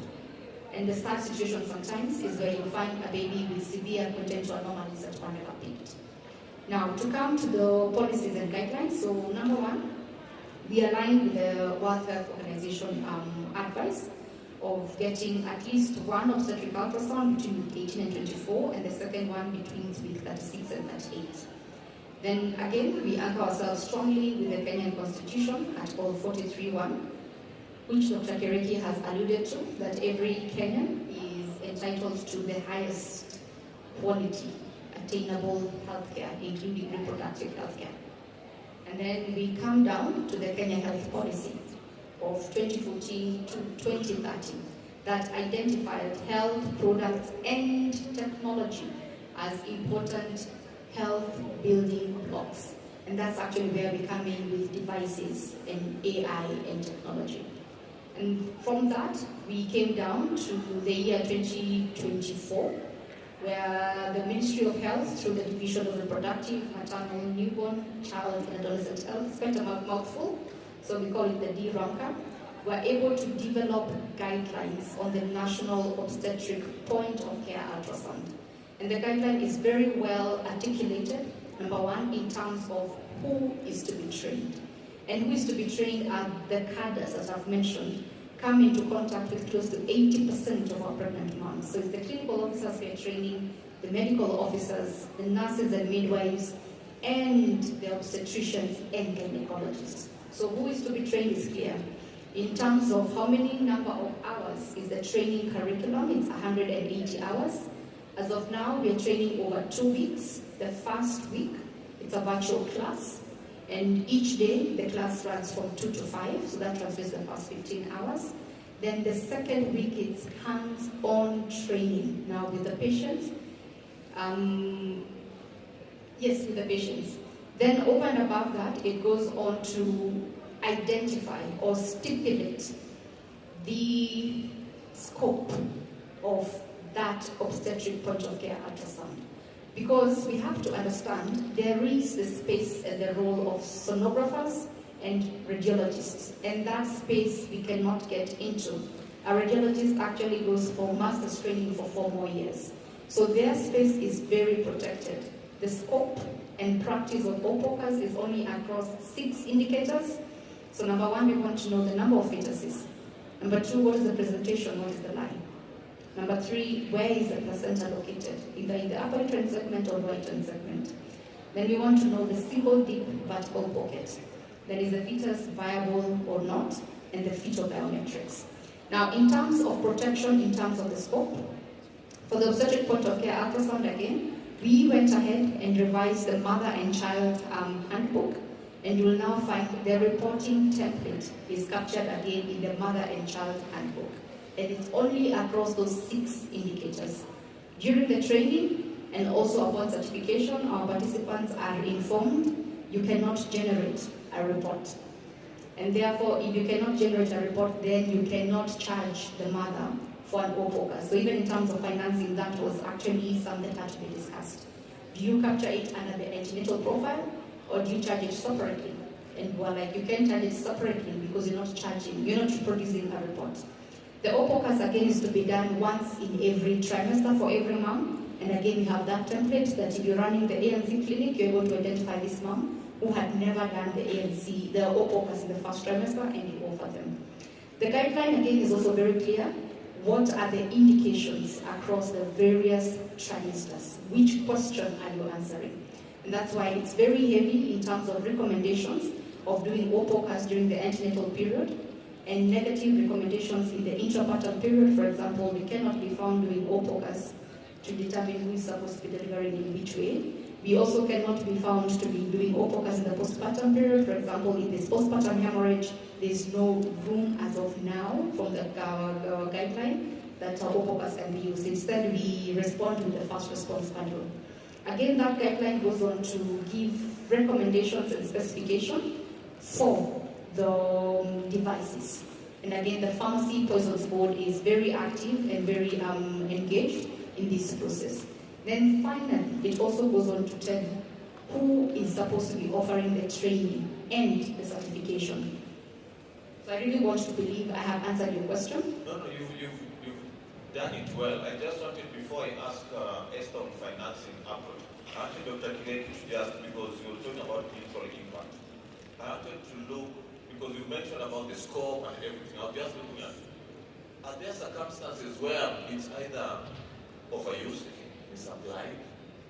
Is that a possibility that we can have OPOCAS being overused or misapplied? It's something that when we look at both sides of the coin, we look at other ends, and if you've seen it, what do you think about it? Because Dr. Kanye has given us the guidelines, but the question I'm bringing out is a morality question, an ethical question. What do you think of it from a presidential, Cox presidential standpoint? Thank you for that question, and thank you, Dr. Kanye, for giving us insights about the policy position of the government and how OPOCAS is supposed to be used. I think any instrument, any equipment can actually be overused. We see patients, for example, who have more than the 4 ultrasound scans during their pregnancy, and most of the time, these are patients who are the middle, we'll call it middle income, Yes, because they feel, let me go and do another scan, when there is actually no indication. Because normally we suggest that the first scan we want to find out whether the baby is in the right place, whether there is a heartbeat, how many of those babies are there. And then the second scan we want to do it at around 11 plus 6 to 13 plus 6 weeks, we an anomaly scan. Then later on at around 18, 22 weeks, and then the last one, we start maybe, is it a cephalic presentation, longitudinal line, and so on. Coming back to our focus, is it possible? Well, if the pregnancy is low risk, we don't want to do so many scans. But if the pregnancy is high risk, you have a twin pregnancy, you have a triplet pregnancy, you have hypertension, etc. Of course, you may have as many scans as possible, because the principle is that we want you to go home with a healthy baby, a healthy mother and a healthy baby. That is awareness. Every woman, every newborn, everywhere. Coming to our focus, as I said, yes, because it is something new, something novel, there is a tendency, there can be a tendency of it to be overused, or even to be ethically used unethically. Why am I saying that? Let's say I'm in a place, which is that place you call Imo. Chula Imo. Let's say you're in Chula Imo. The patients... I know the place, but does it have a meaning? Okay, we're in Chula Imo, and then this midwife, clinical officer, whoever it is doing this scan for the first time. Of course, as we said, Dr. James actually showed that when we do this focus, patients will tend to come in more, because they want to see, as Dr. Maxwell said, that they want to see their baby, they want to see a heartbeat, how that baby is doing. Now, Kenyans are very, how do I want to say it, very entrepreneurial. They will take that and say, why can't I open like a small kiosk somewhere during the market days? Sinasa nikafanya scan hapo. Even if I'm not generating a report, simama atakuja, they see a heartbeat or whatever, na hata nikicharge 200 more, it's actually not much, but immediately I start doing that. Wataenda wakambiana, ukienda Saturday, saa 5 hivi, utaona kuna daktari pale anakuonyesha picha ya mtoto. And it will come. Now, they will be doing it extra from what the policy says. And they will be doing something, okay, they do that. There will be a false sort of false feeling that you're okay, but you're actually not doing it in the right place. So I can see that as a loophole which can be exploited by people who may not be qualified enough to be doing that, and then doing it as it's not supposed to be done. Because as we said, in that mother and child booklet, you're supposed to put it there. You can't generate a report on your site. But if I have a possibility of getting 100 more on the site, then machine is so that is a problem that I'm seeing. Allow me to add on that. Yes, it can be exploited, but we'll stick within the guiding principles that we already have issued. The other bit is for us to remember, what we are trying to attain is actually ensuring equity. That a pregnant mom, irrespective of wherever it is they are in this country, actually have access to this very crucial diagnostic modality. That it shouldn't be that simply because a pregnant mom, now I mentioned my place where I work, Katangachini, where it's very far from them. Katangachini, just say Kechini, it's easier, it's Echini. It's easier than Chulaimo. Yes. that pregnant mom, and we have had such situations, is able to access this important diagnostic capacity to improve on the quality of antenatal care and to also to increase the referral and triaging. And for the radiologists and the sonographers to still remember, their scope and practice is still protected. And should actually start looking at it like we are creating and generating demand for that standard diagnostic ultrasounds. And I think that now calls for systemic working together. And before, I want Dr. Maxwell to think through this as I bring in Esther. Just, Dr. Maxwell, think through, we are looking at, from your experience and to transition to now setting up, anything to do with workflows, because I know when we were speaking with the chair of RUPHA, and you were saying, the issue with my members is that it's not that they don't like POCAs, it's that they're looking, how do I fit in the referral system? How do I fit in? And that would be a challenge for them feeling, how do I purchase, buy, and do for. So I'll bring in Esther to talk about a little bit of financing, but just think through it. How do the members of RUPHA do the referral network? How do they fit in workflows within their own facility so that it's seamless? Everybody feels I'm doing the right thing, I'm doing it to support the patient at the end of the day. I know in the earlier panel, I don't know if it was you or Dr. Kigondo who said that healthcare is a business. But here we are trying to assume it's a business behind a business. So through the workflow referral system, maybe think through that. But Esther, I just want the delegates here are looking and saying, okay, all these things the experts are saying is nice. How do I get it? What is your experience in terms of financing, in terms of, if you know any products that can support this approach? Thank you so much for the question. Thank you, panelists, for the continued discussion. So one thing we have identified is, of course, the training is taking a very good time. We have a lot of cadres being trained, but now the next question is, after the training, the next thing is, of course, getting the devices, accessibility of the devices, distribution of the devices, which is something that we have to come in together as partners to identify how do we get to roll out these devices, the sensing devices that should be in use in clinical use. And one of the things, or one of the ways that we can adopt is perhaps a financing model. And the financing should come in a way that we do not want to burden the process of acquisition of these devices. And in this case, the upfront acquisition of the devices. So we are coming up or bringing in now the financing part of it, where we can give out these devices, have a financing plan, a payment plan, let's say monthly, that in the real cause, eventually it is just meant to burden, to ease the burden of acquisition of devices. Because I want to believe, if at all we are training that number of cadres, there are quite many.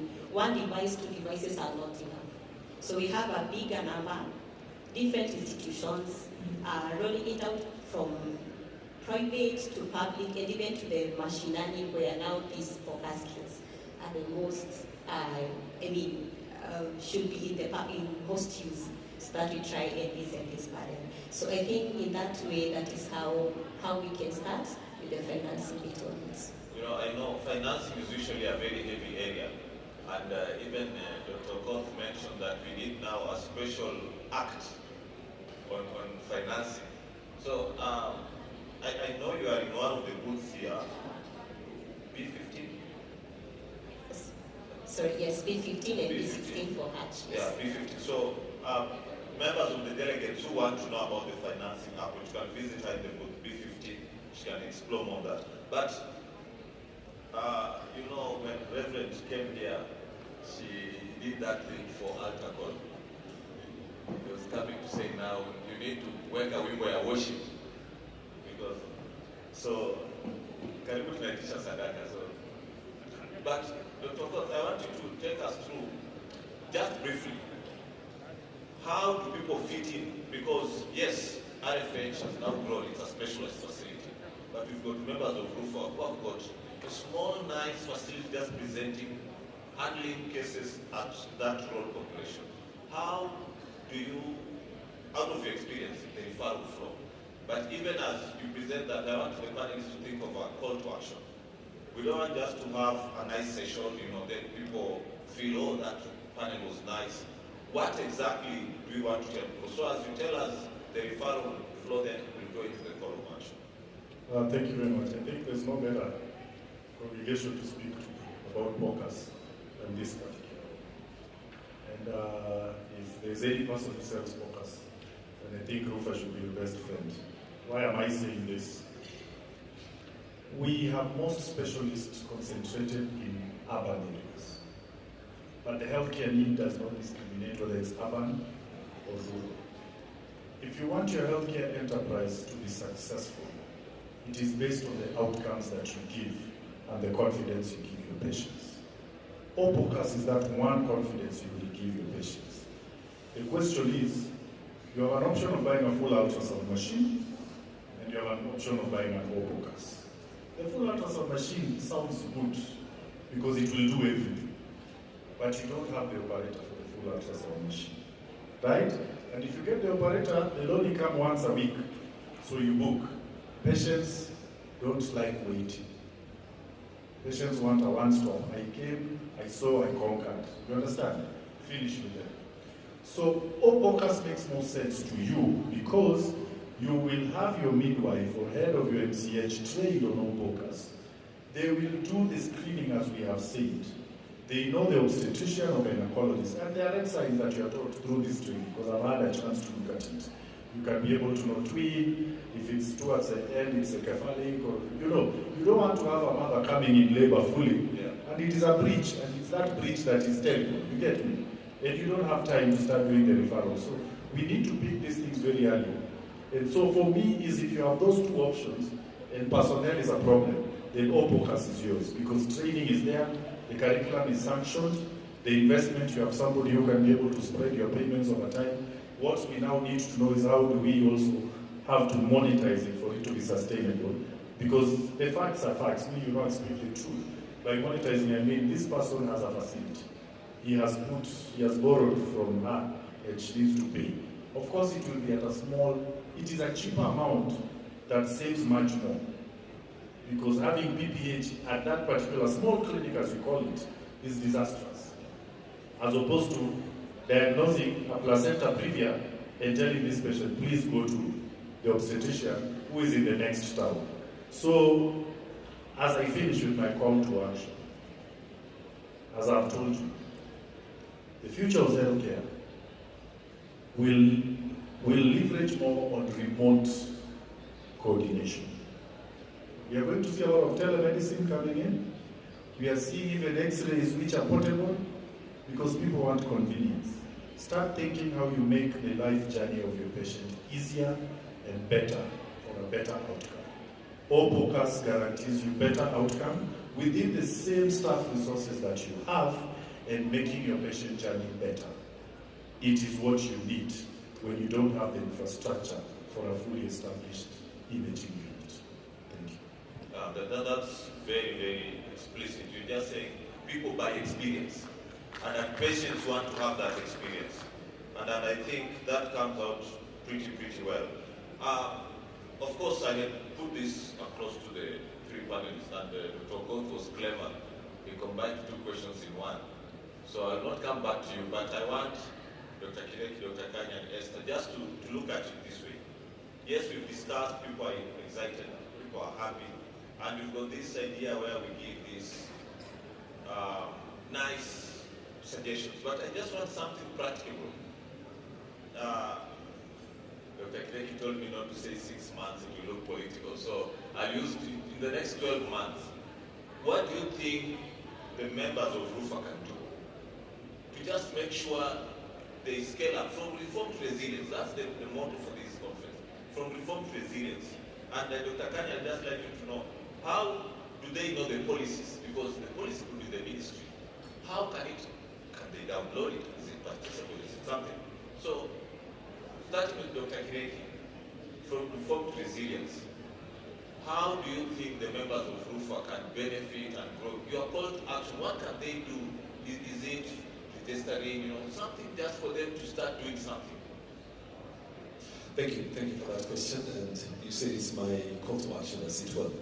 I think number one, as we've said, the most important person is that expectant mother who has come to your center, to come to RUPHA, to a RUPHA center. We want that mother to go home with a healthy baby. So what do we need to do? What do RUPHA members need to do? Number one is to invest. Say reform, because I think Kenya is the first country in East and Central Africa to actually have an OPOCAS policy, which is a very good thing. So we have the reform already. So the next thing is implementation.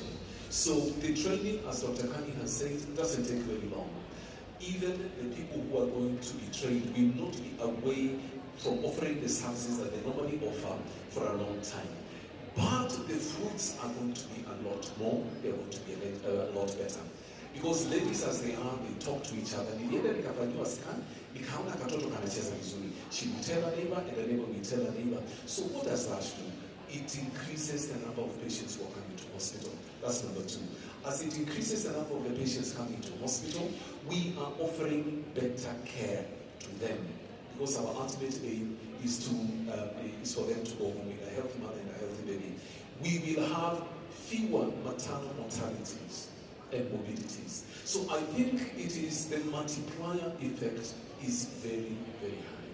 So the investment that we make at some point to buy that machine will pay off X times further down the road. So I think for RUPHA members, I think it is important in that we are contributing to the health care of this country.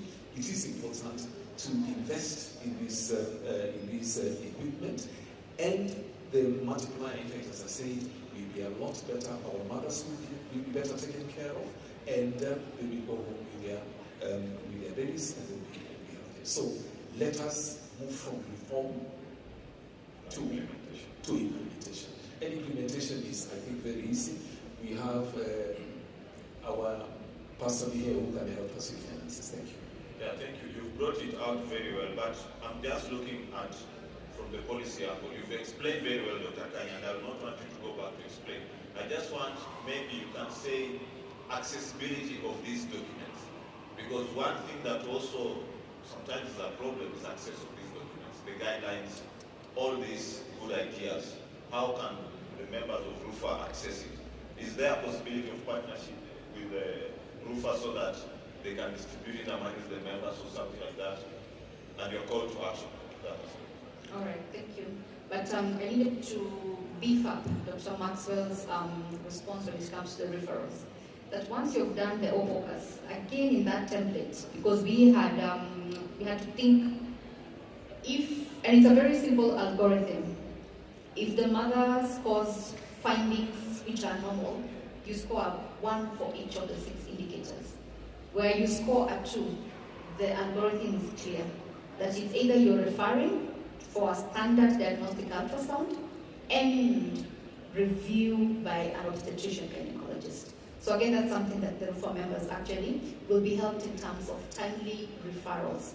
As we have indicated, if I find a low-lying placenta and my mother is a 3 previous scan, I actually need to have her get a standard diagnostic ultrasound and an obstetrician to see that patient, because it could actually be the placenta apparatus spectrum. So just to internet, it's in the normal... It's in the mother and child handbook. So that means they need, if they were using the old ones, they need to get ones that are updated with all these things incorporated. That's one step that RUPHA members should do. And I will actually, I think I can see your president here, I will actually share with him the soft copy, the new mother and child handbook. Then number 2, you have asked where do we get these guidelines. I will actually give you the soft copy guidelines again because they are there.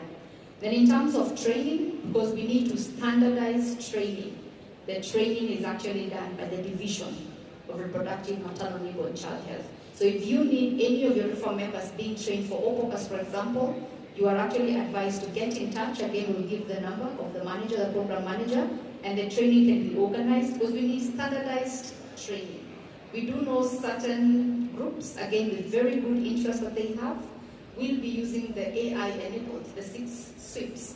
But we also know we really just want that being left for the primary healthcare levels, because for the level 3, level 4, level 5, where we have medical officers and gynecologists, they need to be able to be seeing the images. So in terms of how to access the guidelines, I can see your president is here. I'm actually going to give him several guidelines, and I can just mention them. Number 1, we have the MPDSR guidelines. Private hospitals, please conduct MPDSRs. It's a learning exercise. We know why the mother today has died, to make sure no mother dies tomorrow. Number 2, we recently launched the basic obstetric protocols in February 2026. Again, we'll give you that. That has the algorithms across the 6 main causes of severe morbidities and mortalities in this country. Just to mention them, it's APH, PPH, your pregnancy-induced hypertension, septic abortion, obstructed labor. Then I'll also share with you, which other guideline do you need? All the guidelines. Yes, and then make sure you share them out. And then while I'm on this platform, it's also good to mention that we are slowly phasing out the photograph. So please get in touch or share the links, because we do monthly webinars on the labor care guide, so that you're not being left out when the public healthcare system is being taught on most of these things. Now, to my clarion call.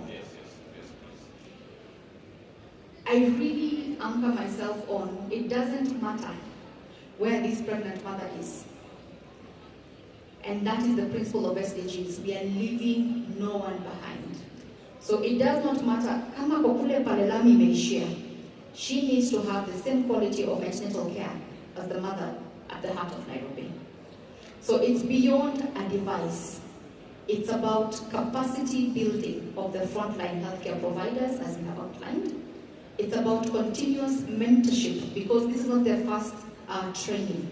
I mean, this is not what I was trained primarily in. So continuous mentorship when they're in the fields. It's about building digital systems for them to be able to send and upload these images, as Dr. Maxwell has told us. We are heading towards telemedicine for support of our officers when they're out in the fields. It's also about financing, and this also comes to, okay, I know counties, hospitals are not here, but about ring fencing and budgeting to ensure that the commodities required to ensure the OPOCAS devices are functional. But it's not just a device, it's actually about the software. It's about the other supplies that are required with it. So it's about that whole ecosystem being well maintained, that it's purely not a device, it's a service. Okay, thank you. I mean, you've come out very clear, and I think when I chair, if you get the documents, let your members get them, because it looks like there are a lot of updated documents, and that is one step that we really want to get, and also the systemic approach. Esther, your call to action. Thank you so much. But they should just come for the money. We should, yeah, please come for the devices, come for the money. But maybe just to wrap it up, I really commend what the Ministry of Health is doing in terms of capacity building. And I think just to bridge that gap on accessibility of devices, this is where we come in, offering sustainable and affordable financing plans for these devices. I believe this can now wrap up the whole thing about POCAS, how it is distributed, even capacity building also. So I think we are open, we are ready for you. So please visit us and we can talk more about it in details, financing needs. Thank you very much, my team. I know our time is stretched, and we can always discuss this over and over. I know the panelists here are very experienced, and they have given their call to action, but I'm just looking at it from a morality point of view. When we speak about the deaths, we speak about these cases, we usually think it happened to somebody else. But I want you to transform these population-based studies to individual-based. When it happens to you, your sister, your mom, your brother, your aunt, your sibling, it is a case of one-to-one. It's a case that is happening. So even as we look at how we are scaling up healthcare, I know, Dr. Maxwell, you came trying to help other people, but sometimes you might need that service yourself. So even as we look at how we are serving other people, let us find a way to make it to serve us. And for that reason, they say in healthcare, first, do no harm. And the first person that you protect is you. Ladies and gentlemen, thank you so much for this session. And I want you to give a round of applause to the team of panelists that are here. And I will gladly call the Reverend. You do the collecting of the Sadaka. Thank you very much. Thank you so much. We will collect offering, but definitely it is not going to be him collecting. We will appoint somebody else. Let me ask our panelists, maybe if you can stand here, we take a photo of you. It will be good for us to remember this. And yeah, just around here. Cameraman, Please, do the honors. And we need that focus ultrasound smile.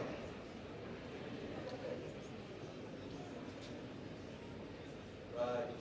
Thank you very much. Let's appreciate our panelists. You may have your seats. It was indeed a great honor to have you.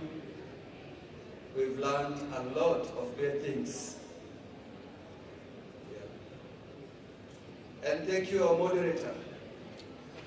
Please, the offering bag is not anywhere close to you. Thank you so much. I believe we continue to get a lot of this, and there is much more. We will make sure that the documents that are shared reach to each and every one of us for the benefit of each and every one of us. Let me switch gears, and I also want to bring a very, very brief presentation from one of our partners, Amani Hoifa Kenya. These are partners that we are working together in this convention, and I want my brother Macharia Kimathi just to come and take the next 5 minutes to do a presentation on what they do, and I'm sure he's going to help us so much. Let's appreciate our brother Macharia Kimathi.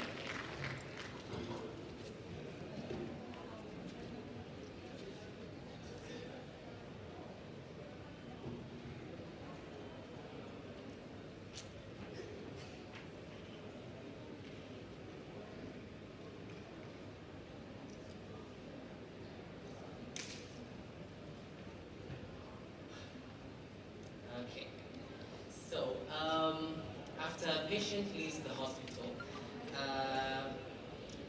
the most critical part of the recovery starts at home. However, our healthcare systems are built around facilities, but most care is actually managed at home, and most of the work of staying healthy actually happens outside those systems. And so this points to us a gap.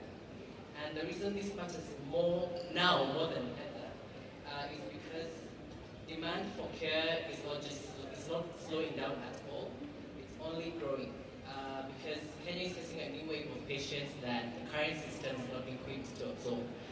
We have stroke, cancer, diabetes complications, and hypertension. It's leaving more Kenyans with long-term mobility and neurological challenges. Kenya also remains to be among the highest in Africa for road injuries, trauma, and orthopedic recovery, which represents a major ongoing rehabilitation need. Also, we have rising life expectancy, and even more Kenyans are living with age-related mobility loss and cognitive decline, and this needs sustained compassionate care. So if we look closely at where this demand is most difficult to meet consistently, there is one area that stands out, and that's rehabilitation. And rehabilitation itself is not a one-time intervention. It needs to be consistent. And we have a growing need for rehabilitation. About 8 million Kenyans need rehabilitative care, and we only have about 2,000 physiotherapists that are available and licensed to provide care. And this points to that for most Kenyans, rehabilitation is not about willingness. It's a question of access. So then the question becomes, how do we deliver consistent care when the current model makes consistency difficult? And that's why we offer digital rehabilitation.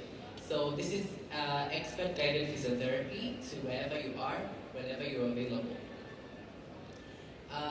We call it digital rehabilitation, which is care that follows you.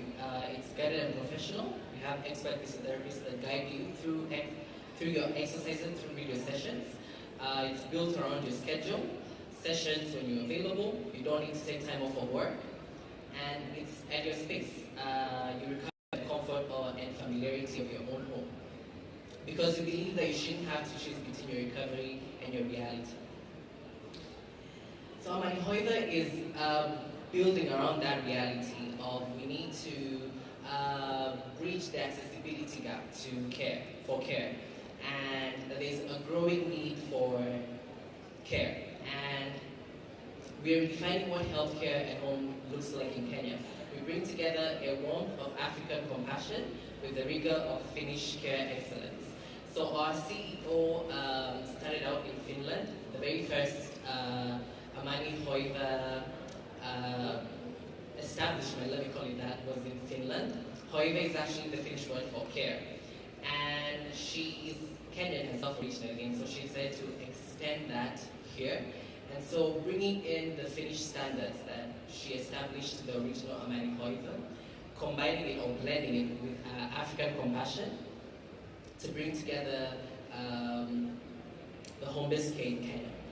And we deliver professional, personalized healthcare service where outcomes are strongest. So the outcomes for health are strongest, or the impact, it's more impactful when you're in your home, especially say for the aging population with some of the complications that they may have, like dementia. It's more impactful or it's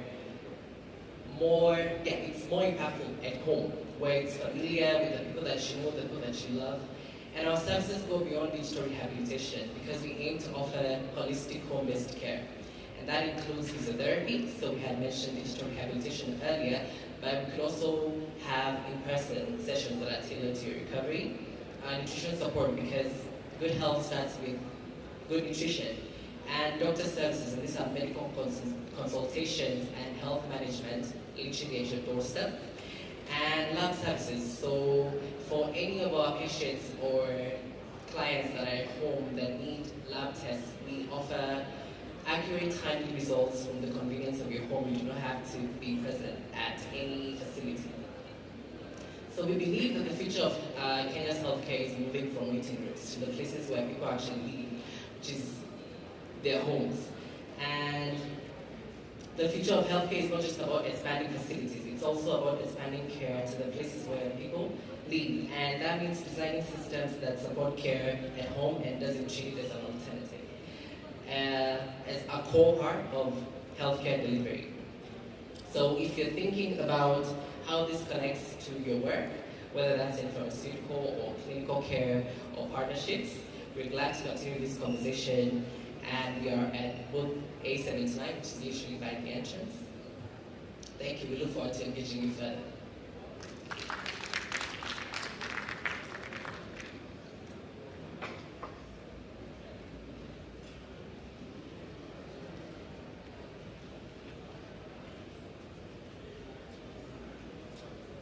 Thank you very much, Brother Masharia.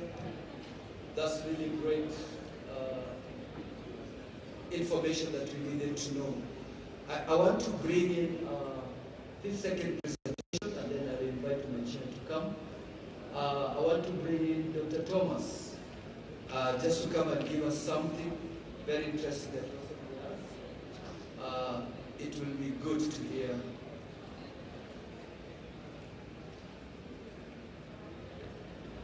Good. Karibu sana, Dr. VM Thomas.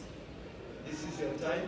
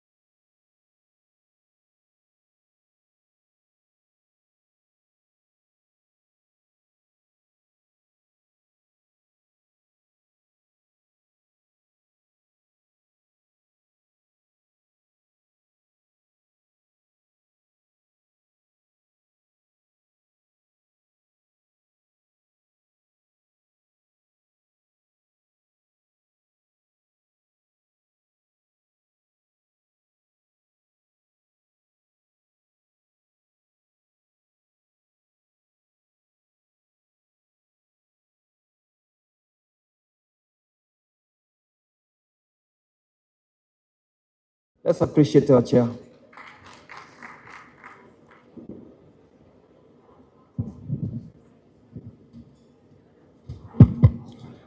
Okay, thank you, everyone. Can I request that you stand up a little bit?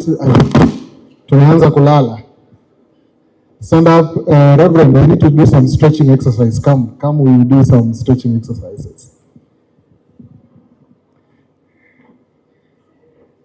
Enjoy the stretching exercises. Okay.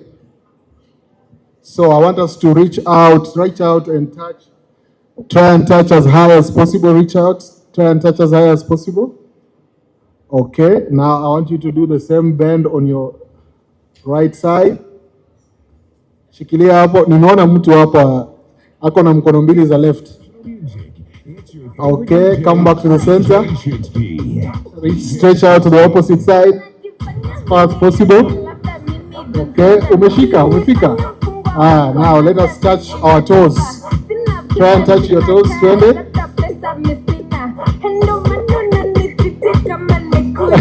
Nimekuona wewe unauza vidole. All right, thank you. You can take a seat.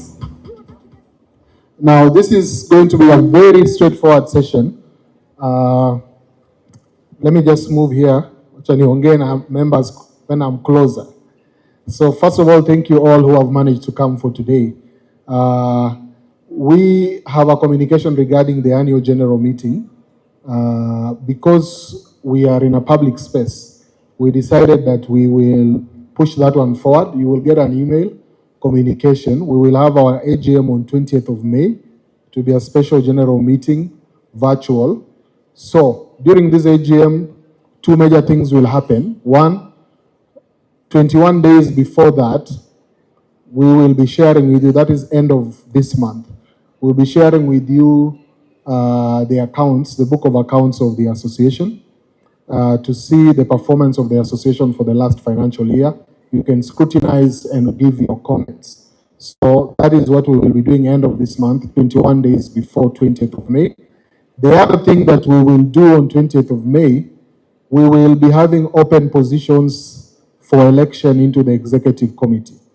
So there are positions in the executive committee that are vacant, that need to be filled. Now those positions will also be communicated by email, but sisi kama Excom tunahitaji your expertise to provide leadership.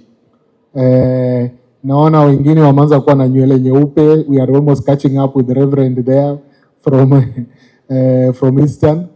But we see a lot of vibrant, capable people within RUPHA who can provide leadership for the association. So on 20th of May, kama unataka kuanza campaigns, we have not launched the official campaign period. That email communication will include when you can start talking to members if you are interested in the positions that will be declared vacant. So on 20th of May, prepare yourself. We will have our special general meeting virtual because we want as many RUPHA member facilities as possible to attend that AGM. Now, the only other announcement I have, the plan for this year's convention is afternoon sessions are meant for interaction with exhibitors. So after we finish this, we have no more sitting here sessions.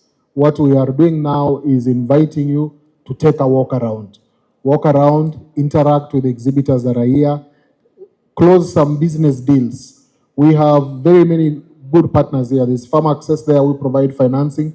We have just recently signed an MOU with Housing Finance. They do a lot of things if you want to do something in real estate, but they have developed products for healthcare. Those of you who want to buy equipment, dialysis equipment, theater equipment, please make sure you visit them. As you visit the people who have the equipment, you can visit HFC as well and discuss about possibilities for finance. We also have another financial partner called MedNow. Their representatives are here. So what we are saying is that you cannot get stuck in terms of, I want to buy this, I want to acquire this, I want to expand here, I want to acquire land, but now where is the money coming from? We brought everybody on board. We have financial partners, but we also have the equipment partners to help you get that process going. So first of all, to thank you all who have managed to come today, who have managed to make this association as strong as it is. And I wanted to ask, because we have not heard from you, What do you think about today's morning session? The one on micro insurance and the one on SHA. Was that an informative session? Did you enjoy that session? Can I see by show of hands those who enjoyed those sessions? I personally found the micro insurance session extremely educative. The fact that now health insurance has been liberalized. Even you as a healthcare facility now, you can become an onboarding facility. Like you are the one who can become a recruiter if you have the right partner. And we brought Dr. Okoth here, Maxwell. He mentioned somewhere, maybe in passing, that he also not only runs a hospital, but he also runs a micro insurance. So now we are looking at this conversation for me was very empowering. So we now need to look beyond social health authority. I know over the last few years, every time we gather, it's either been NHIF, SHA, NHIF, SHA. It's an important conversation. But where the health sector is going now, we as private sector need to be thinking, other than SHA and NHIF, what else can we do? Because in the communities where you are, so many people don't have these insurance products, and yet they need that healthcare. Can we make a business out of it? I also enjoyed the SHA discussion because finally you could hear from the faith-based. Some of the conversations I see on our walls is that faith-based groups, wale makanisa wanalipwa, sisi private hospitals hatulipwangi. But you saw from the General Secretary of CHAC, Dr. Chris Baraza, the same challenges that we are facing as private hospitals, faith-based hospitals are also facing. So this is a national challenge, and we are all looking now for solutions. All of you know hakuna solution kwa Duale, ama kuna mtu bado anaamini Duale yako na solution ya hii system. There is no solution coming from that side. So we as entrepreneurs in this space, we are the ones who are going to come up with solutions. And I believe one day, the government will come to us to ask for how did we do it so that they can borrow a leaf. So tomorrow, we have exciting program. Tomorrow, it is the digital conference tomorrow. Watu wa DHA watakuwa hapa. I know if you run a healthcare facility, lazima umegongana na DHA mahali. Hapo kwa claim rejections, returns, etc. Digital Health Authority will be coming tomorrow, and they are sending a very strong team to take us through the claim processing, take us through issues of claim rejections, all those issues, portal challenges that we have. So tomorrow we are looking forward to seeing you here to discuss that DHA conversation. The other conversation tomorrow we'll be having has to do with quality of healthcare issues. So we have Farm Access plus a team from Directorate of Quality at MOH. I'm sure you know there is a quality of healthcare bill somewhere going through Parliament. Tomorrow we want to know that quality of healthcare bill. Is it going to make our life easier or is it going to make it harder? So two big conversations tomorrow, digital health conversation, quality of healthcare conversation tomorrow in the morning. Now, this convention this year goes on all the way to Saturday. On Saturday, it took on a breakfast special in the morning. If you are a hospital owner, we are calling it the CEO's Forum. So all the exhibitors you are seeing here from international and local, their company representatives, the CEOs, will be sitting in it's a small setup, mutafunga business deals. Mutaelewana nini utanunua bei gani. That is Saturday between 9 and 10 a.m. Those who can make time, please welcome for the CEO's Forum. It's a special forum we have curated just to discuss business on Saturday morning before we close the convention. Tomorrow, just like today, the afternoon is free for you to visit exhibitors and make business deals. So without much ado, I want to say thank you. Thank you for those who still come consistently, travel from far. Na wengine hii inakuanga chance yenu ya mwaka kukuja Nairobi, karibuni. Welcome very much. Please be careful. Ngong Road, they are building a new bypass, usipotee. But we welcome you and we really appreciate you. And without further ado, I want to welcome any volunteer who can close today's sessions with a word of prayer. Asante sana. Thank you so much, Dr. for that, for the session. Thank you so much for everybody who has come. My name is Florence Agunda. I work with ICA Lion Insurance Company. And we are in all this together. We also know one day we'll be given a chance to speak and see also some of the challenges we go through. And so let us just pray. Our Heavenly Father, we want to thank you for the opportunity that you've given us to be here. Thank you for the informative sessions. Thank you for the many things that we have learned. Father, we do not take it for granted. Everybody is living here a new person with new information and new knowledge. Father, we thank you for the team that came all the way from different parts of Kenya. We thank you for Journey Masters, and we thank you for bringing them safely, O Lord. Father, for the rest of the session, also we commit it into your hands. And we pray, Lord, that you continue helping us to learn more and even to know what we need to do and even to do those business deals, even as we've been told by our chairman. We thank you, Lord, and we bless your name. In Jesus' name we pray thanksgiving. Amen. Thank you so much, ICA. That's what I got. We really appreciate each and every one of you. We come to a close of today's session. Tomorrow we begin at 9 in the morning. It will be good to have you early so that we can finish most of these things. We want you to please take some time and visit these booths here. These are the people that supported us to be here. So the support they require from us is when we go and see them, talk to them, get contacts, do business with them so that they can be there with us for many, many years to come. So we want to encourage that. Please pass through there, see, ask questions, buy things, and that will be very awesome for us, for our relationship. So thank you so much. In the morning, we appreciated Daktari from Meru as the one who had come from the farthest. Oh, in the afternoon, things changed.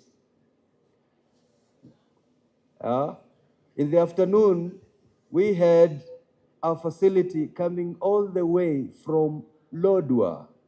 Please, let's appreciate Lodwar Hills. You can stand up and just wave. Wambie hukuanza kukuja leo. Tulianza hii safari zamani. So, Meru ulishinda asubuhi lakini afternoon kikombe imeenda. Let's see who will take it tomorrow coming from the farthest. Thank you so much and God bless you. Oh, Mombasa wako hapa. SGR ilifanya Mombasa ikuwe just behind Machakos. So, anyway, we'll see that. So, see you tomorrow. Enjoy your evening and do business. We appreciate.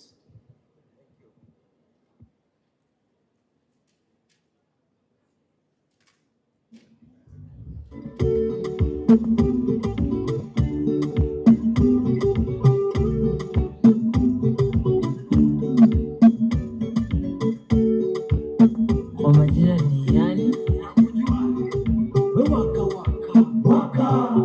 wako wapi wale walisema tutaachana? Wako wapi waone vile tunapendana? Wako wapi wale walisema tutaachana?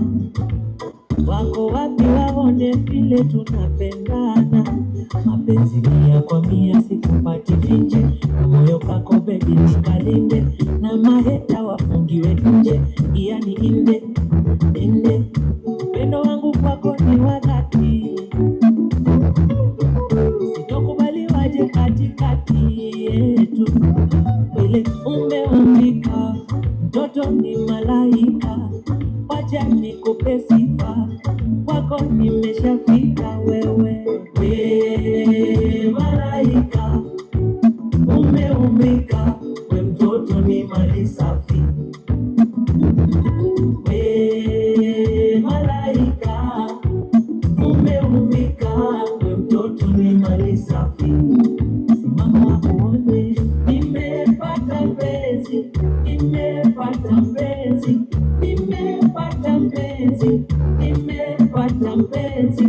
Wenye wivu vina wauma sana, wenye wivu vina wachoma sana, wenye wivu vina wauma sana, wenye wivu vina wachoma sana. Mali, mali safi, we mtoto mali safi, mali, mali safi, we mtoto mali safi. Mali.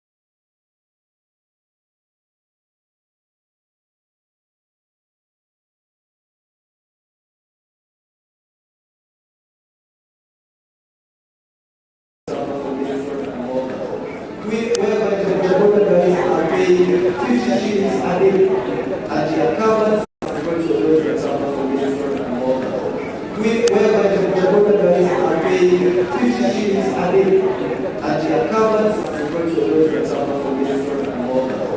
Whereby the Bodaboda guys are paying 50 shillings a day, and their covers.